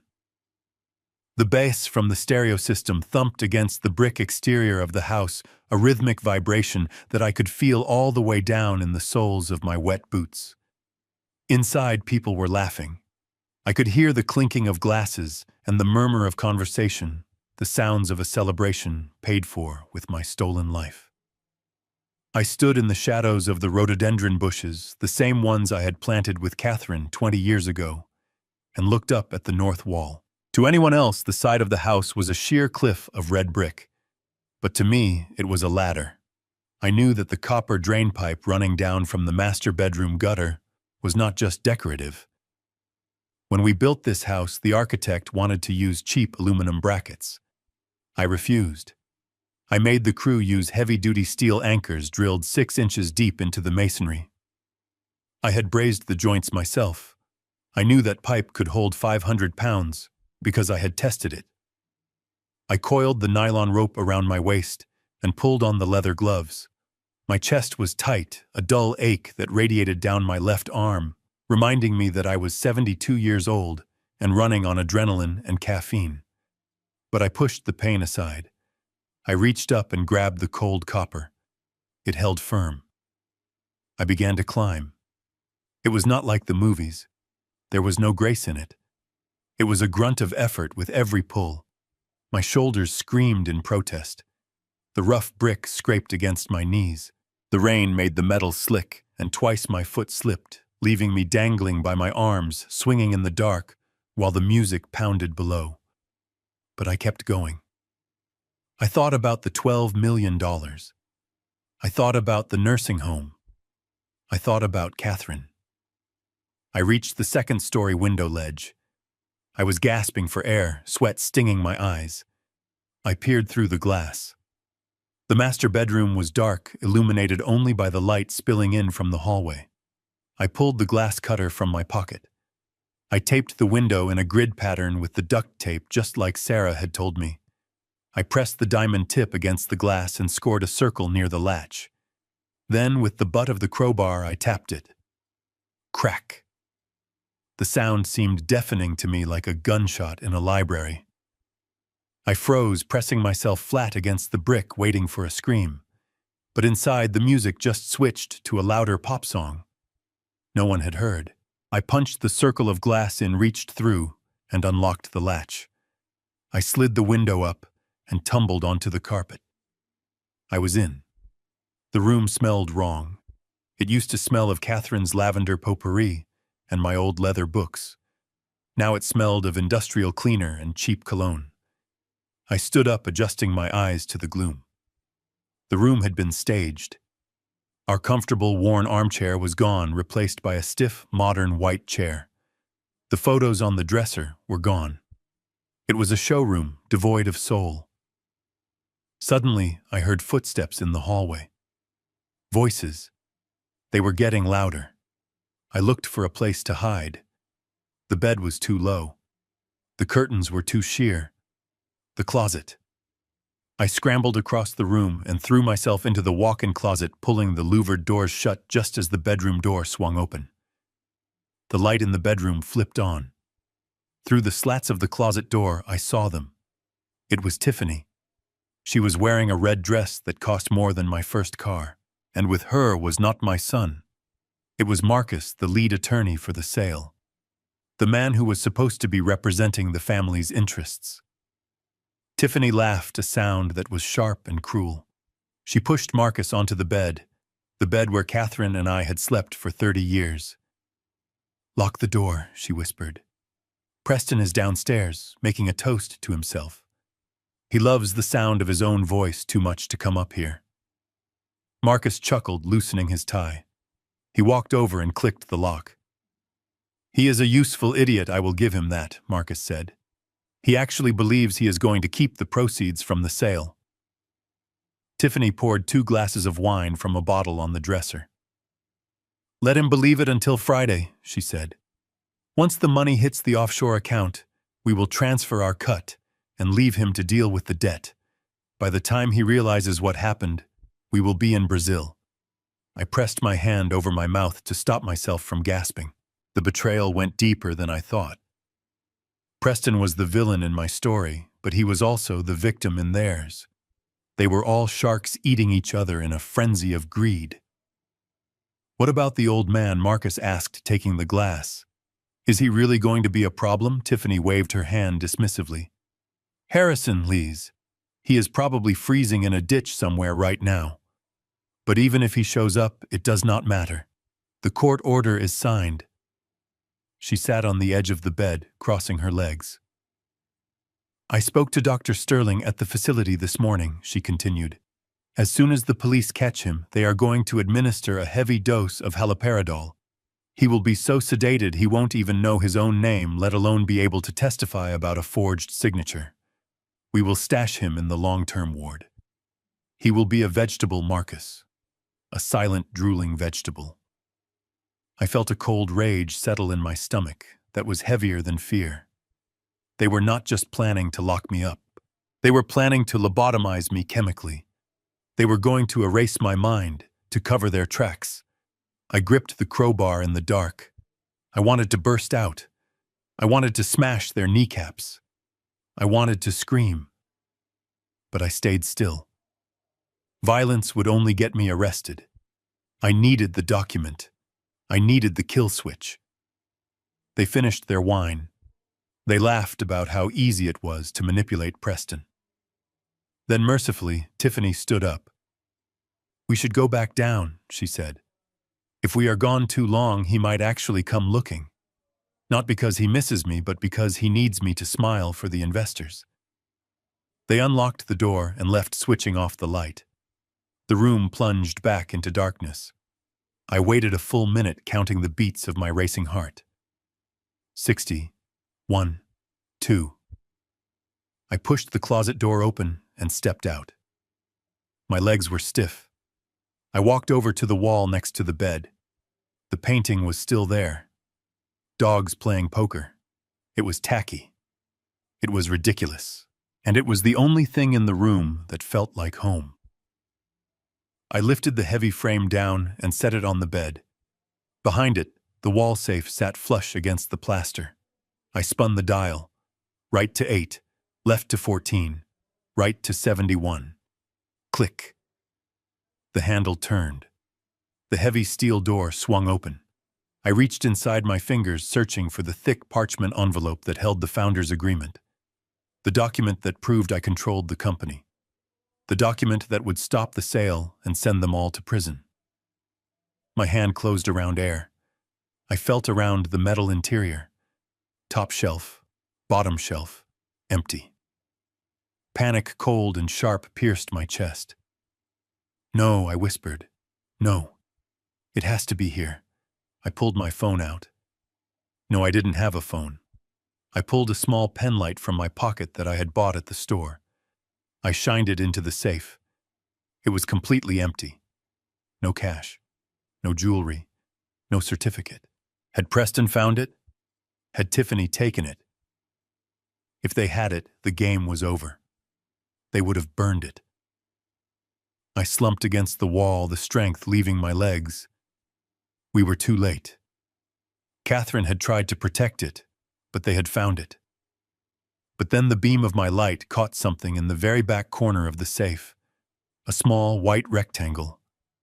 It was not the certificate. It was an index card. I reached in and pulled it out. On the card, in Catherine's handwriting, were just 4 words.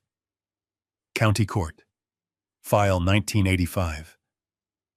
I stared at the card. 1985. That was the year Preston was 10 years old. That was the year... I stopped. A memory flickered in the back of my mind. A dark memory I had buried decades ago. A trouble. A legal issue involving the business and a piece of land. But we had settled it. The files were sealed. Why would the share certificate be in a court file from 40 years ago? And then I understood. Catherine knew the house was not safe. She knew the bank was not safe. So she had hidden the most important document in the one place no one could destroy, because it was already in the custody of the government. She had misfiled it. She had slipped it into an old sealed case file that was sitting in the basement of the county clerk's office. It was brilliant. It was insane. And it meant I had to break into a government building. I shoved the card into my pocket. I put the painting back on the wall. I heard the doorknob rattle. Someone was coming back. I scrambled to the window. I threw my legs over the sill and grabbed the drainpipe. As I slid down into the darkness, the rain stinging my face, I realized the night was far from over. I had escaped the tiger's den, but now I had to walk into the lion's mouth. Next stop, the county courthouse, and I had until morning before the archives opened or before I had to kick the door down. I shoved the index card deep into my breast pocket, right next to the beating of my frantic heart. That small piece of paper was the only weapon I had left. I took a breath to steady my shaking hands and moved toward the bedroom door. I could still hear the thumping bass of the party downstairs, a rhythmic reminder that the house was full of witnesses. If I could just slip into the hallway and make it to the back stairs, I could disappear into the night before anyone knew I had been there. I turned the knob slowly. I opened the door an inch. The hallway seemed empty. I stepped out, my boots silent on the plush carpet I had paid for 3 years ago. But I did not make it 2 steps. A figure stepped out from the shadows of the linen closet. It was not a guard. It was not a guest. It was Preston. He was holding a half-empty glass of scotch. His tie was undone and his face was flushed with the arrogant glow of a man who thinks he is untouchable. He did not look surprised to see me. He looked amused. "Hello, Dad," he said, his voice smooth and dripping with malice. "I was wondering when you would show up. I saw the mud on the trellis. You really are predictable." I froze. I looked past him toward the stairs. He was blocking the only exit. "Get out of my way, Preston," I said, my voice low and dangerous. He laughed, taking a sip of his drink, or what? "You will hit me with your cane. You are trespassing, old man. I could call the police right now and have them shoot you on sight. They are already looking for the dangerous fugitive who drove a truck through a garage door." He took a step closer, crowding me. He smelled of expensive alcohol and rot. "But I am not going to call them yet," he whispered.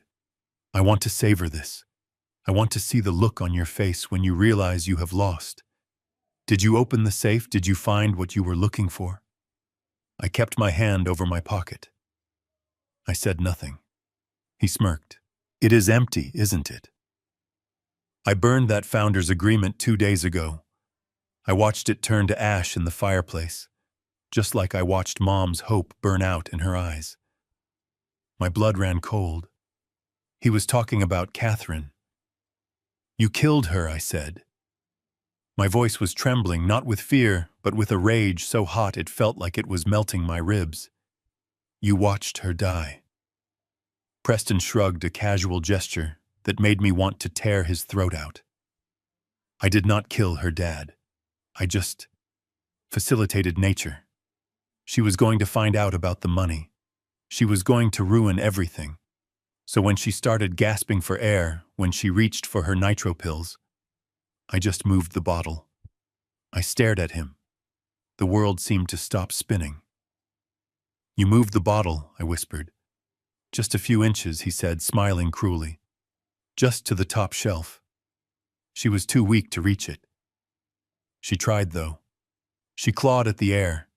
It was pathetic, really. But it had to be done. It was survival of the fittest, and let us be honest, she was past her prime. "Just like you." Something inside me snapped. It was not a conscious thought. It was a primal explosion. The father in me died in that moment. The builder died. The only thing left was a soldier. I did not scream. I did not cry. I moved.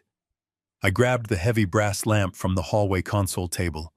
It was solid metal, weighing at least 10 pounds.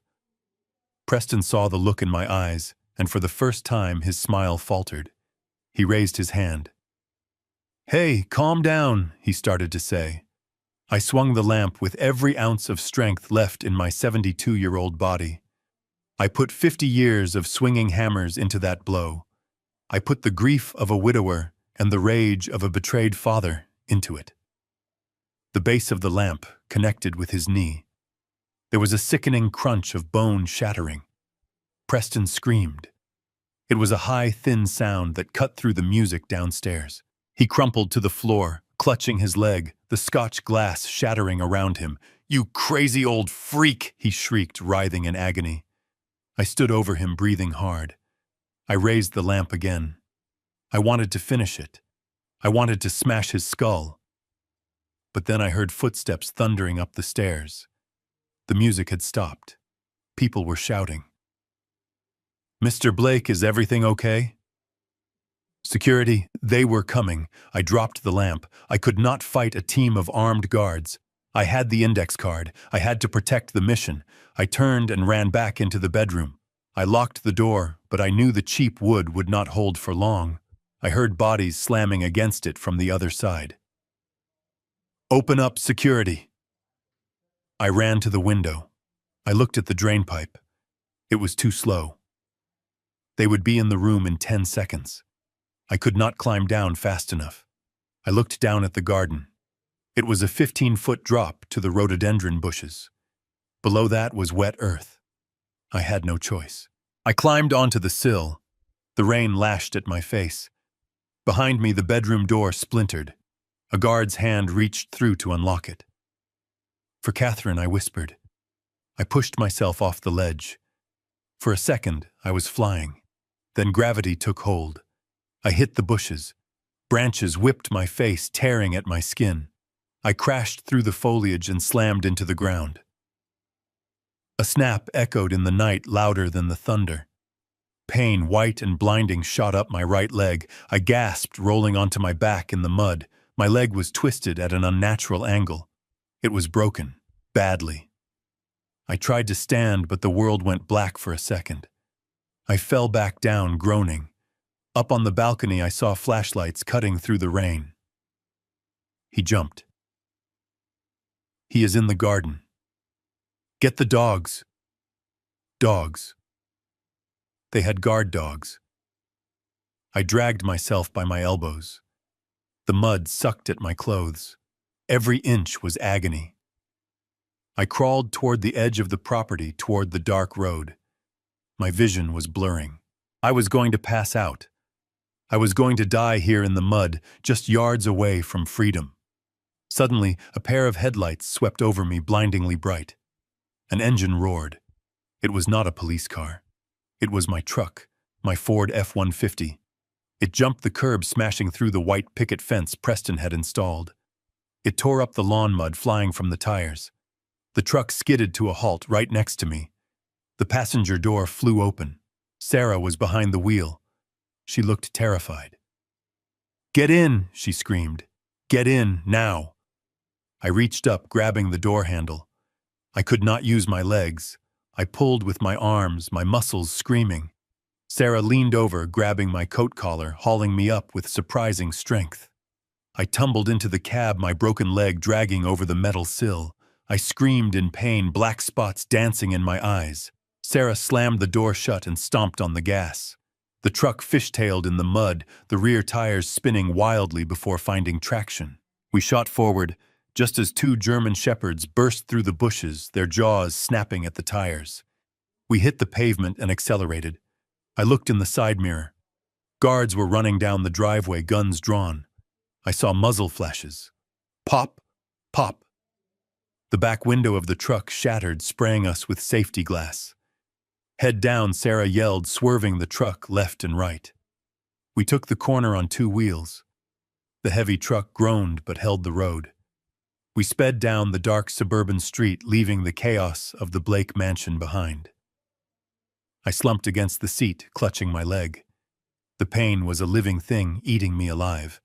But I reached into my pocket. The index card was still there. Dry. Safe. We did it. I wheezed, my voice sounding like gravel. Sarah looked at me, her face pale in the dashboard light. She saw my leg. She saw the blood soaking my pants. "Harrison, your leg," she said, her voice shaking.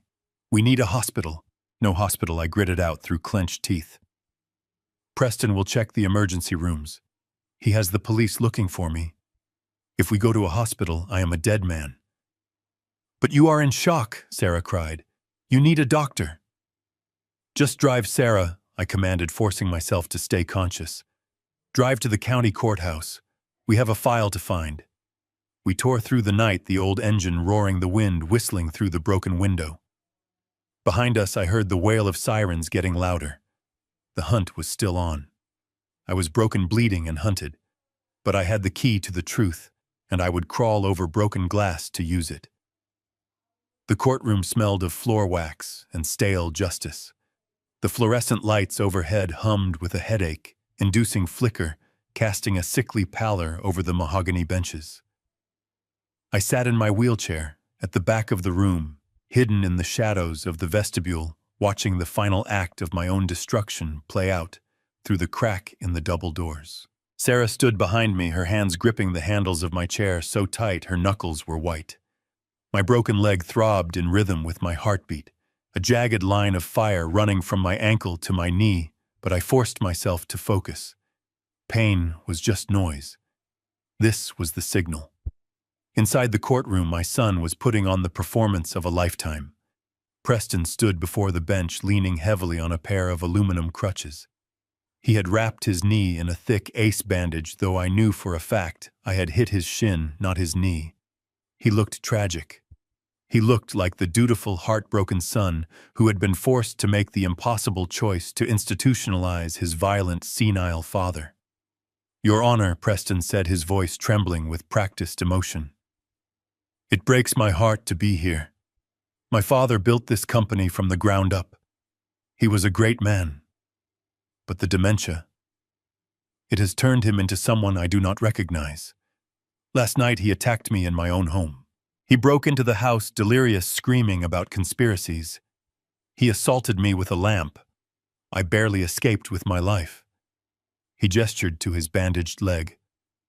A murmur of sympathy rippled through the courtroom.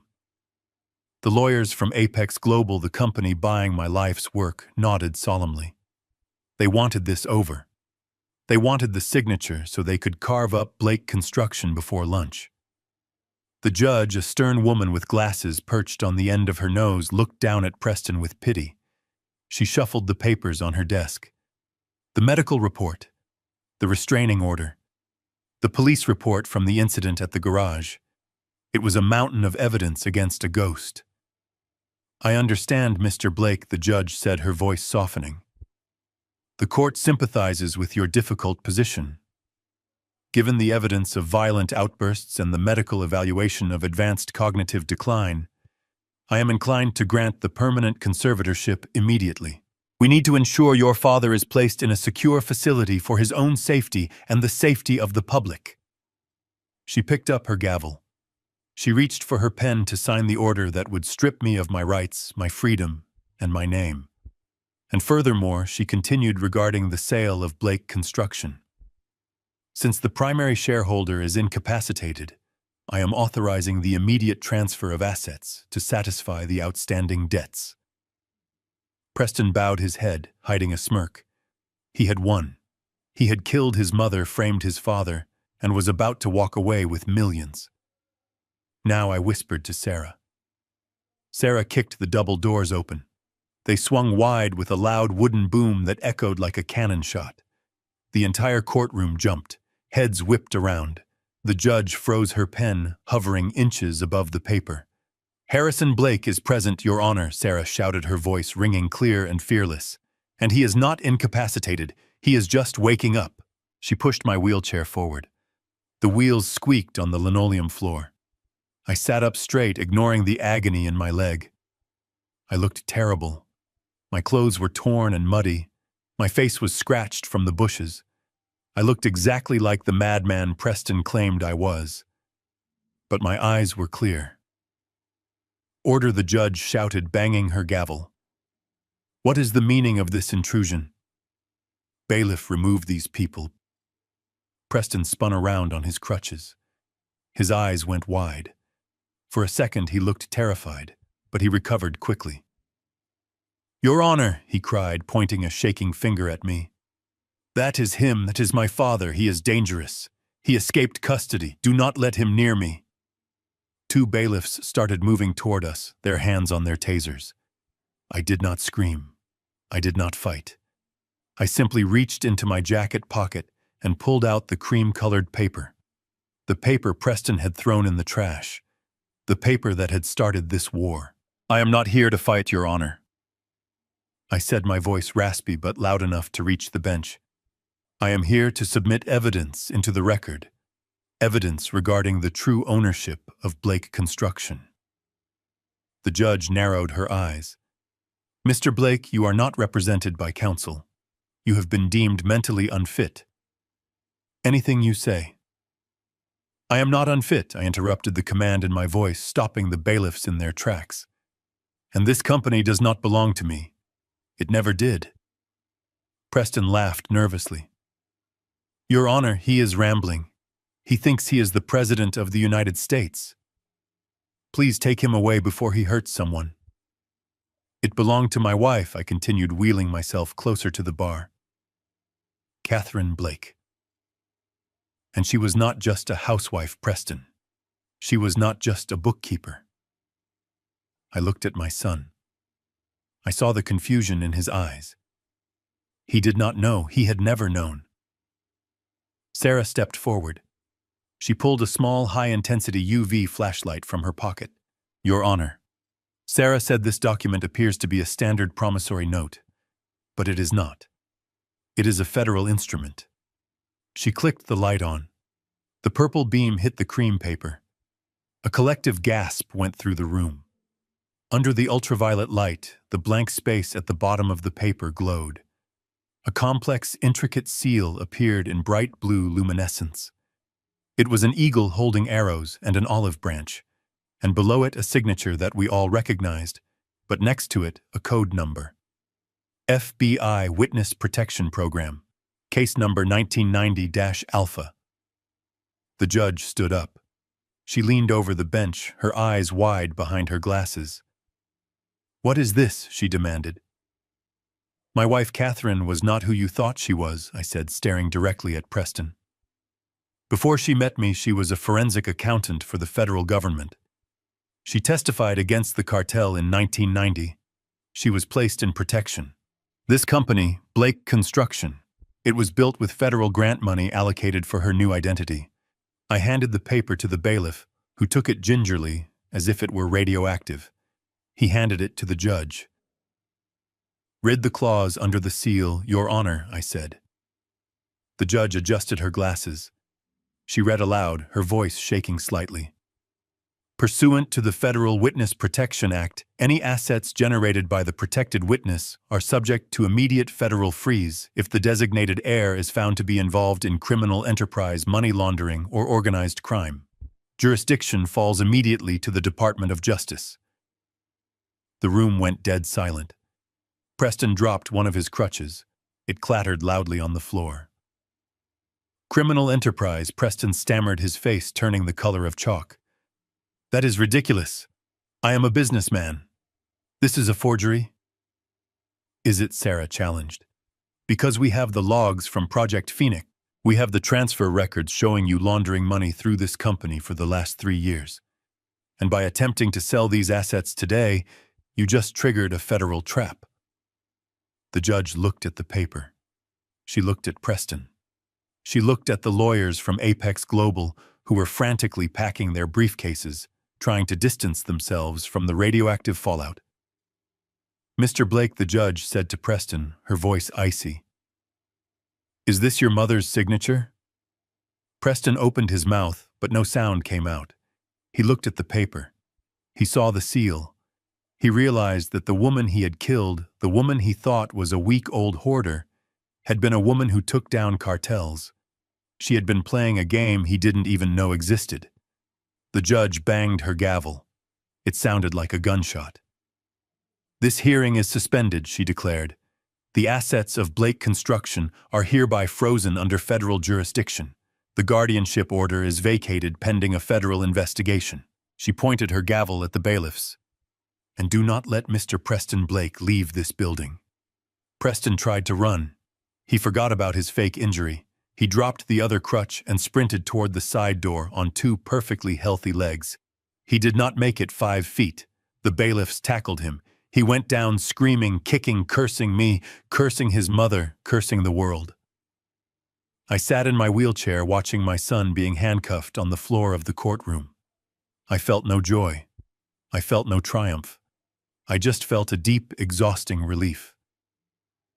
I looked at the cream-colored paper lying on the judge's bench. The UV light had faded, and the seal was invisible again. To the naked eye, it was just a piece of trash, but it was the strongest shield a wife could ever leave her husband. "Catherine," I whispered, "you got him." Sarah put a hand on my shoulder. She was crying silently. "We did it, Harrison," she said. I nodded. My leg was on fire. I was homeless. I was broke. But I was sane. And for the first time in a week, though, I was free. The doors at the back of the courtroom opened again. This time it wasn't a bailiff. It was men in dark suits with earpieces. The FBI. They had come for their case file, and they had come for the man who tried to steal it. I closed my eyes and let the darkness take me, knowing that when I woke up, the nightmare would finally be over. The double doors at the back of the courtroom burst open for the second time that morning, but this time it was not a desperate family member making an entrance. It was a tactical team. 6 federal agents in windbreakers emblazoned with those 3 terrifying letters FBI swarmed into the room, their movements precise and overwhelming. Leading them was a senior agent who walked straight toward the bench, flashing a badge that gleamed under the courtroom lights. Behind him, walking with a renewed sense of purpose, was my old friend Arthur Henderson.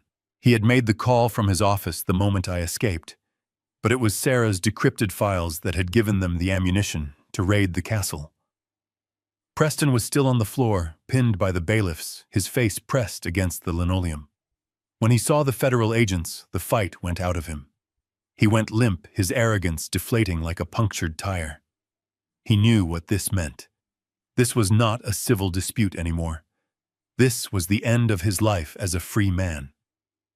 Agent Miller, the lead officer, pulled Preston off the floor.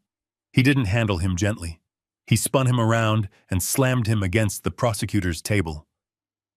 "Preston Blake, you are under arrest for wire fraud, money laundering, and the involuntary manslaughter of Catherine Blake," the agent announced, his voice booming through the silent room. "You have the right to remain silent. I suggest you start using it." At the mention of manslaughter, Tiffany let out a shrill scream. She tried to back away, her high heels clicking frantically on the floor as she pointed a manicured finger at her husband. "I did not know," she shrieked, looking at the judge, looking at the agents, looking at anyone who would listen. "He told me it was legal. I just signed where he told me to. I am a victim here." Agent Miller signaled to his partner. 2 officers moved on Tiffany. "We have your emails, Mrs. Blake," the agent said coldly. "We have the chat logs where you discussed the dosage of Mr. Blake's heart medication. You are not a victim. You are a co-conspirator." They cuffed her. The sound of the ratcheting metal was the sweetest music I had ever heard. She began to sob, her mascara running down her face, the facade of the wealthy socialite crumbling to reveal the scared, greedy child underneath. As they dragged Preston toward the exit, he locked eyes with me. His face was a mask of disbelief and terror. He struggled against the agents, twisting his body to face me one last time. "Dad!" he screamed, his voice cracking. "You cannot let them do this. I am your son. I am your only son. You cannot do this to me." I looked at him. I looked at the boy I had raised, the man who had watched his mother die for a payout. I felt a deep, hollow ache in my chest, the ghost of the love I once had for him. But then I looked at the empty space beside me where Catherine should have been. I did not do this. "Preston," I said, my voice low but carrying across the room with the weight of a final judgment. "I built a house, I built a company, I tried to build a family. But this cage you are going into, I did not build that. Your greed did." The agents pushed him through the doors. His screams faded down the hallway, replaced by the heavy silence of the courtroom. The judge looked at me. She slowly closed the file on her desk. "Mr. Blake," she said softly, "the court apologizes for the error. The guardianship is dissolved. You are a free man." I nodded to her. I felt Sarah's hand on my shoulder squeezing tight. I looked down at my broken leg, throbbing in the wheelchair. I looked at my dirty clothes. I had lost my house. I had lost my wife. I had lost my son. But as I wheeled myself out of that courtroom into the bright, blinding sunlight of the city street, I took the deepest breath of my life. The air tasted clean. It tasted like truth. 6 months later, the Pacific Coast Highway stretched out before me, a ribbon of asphalt hugging the cliffs where the ocean met the sky. The sun was setting, painting the water in shades of gold and fire, a perfect mirror of the peace that had finally settled in my soul. I shifted gears, feeling the smooth, powerful rumble of the engine. It was my Ford F-150, but she looked different now. The dents were gone. The rust was treated. The paint was a deep, lustrous midnight blue. I had spent 3 months restoring her bolt by bolt, just me and the tools in a small garage I rented near the beach. It was therapy. It was reconstruction. I was not the owner of Blake Construction anymore.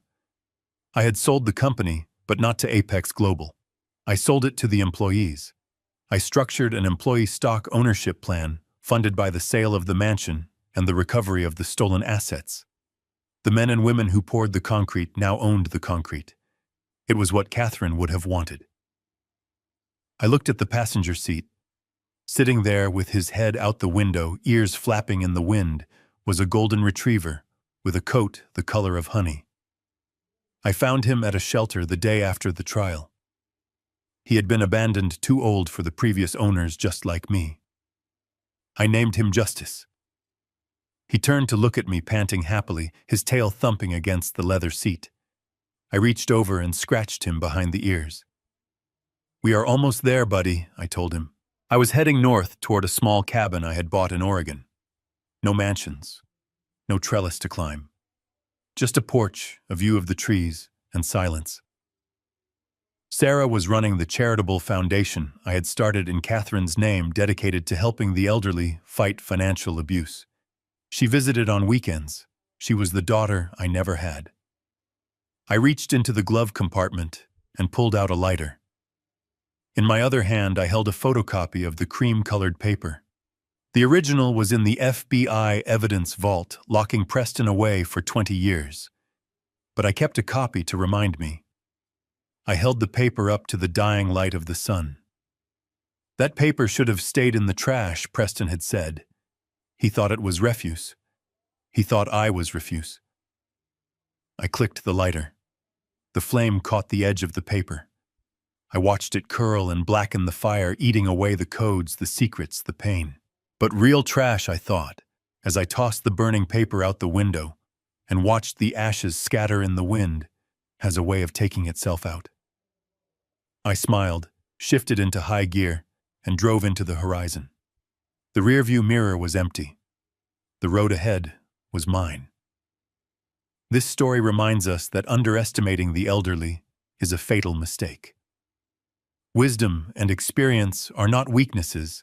They are weapons forged in fires that the young have not yet felt. Family is not defined by blood, but by loyalty and respect. When greed enters a home, it rots the foundation faster than termites, and no amount of money can fix a broken trust.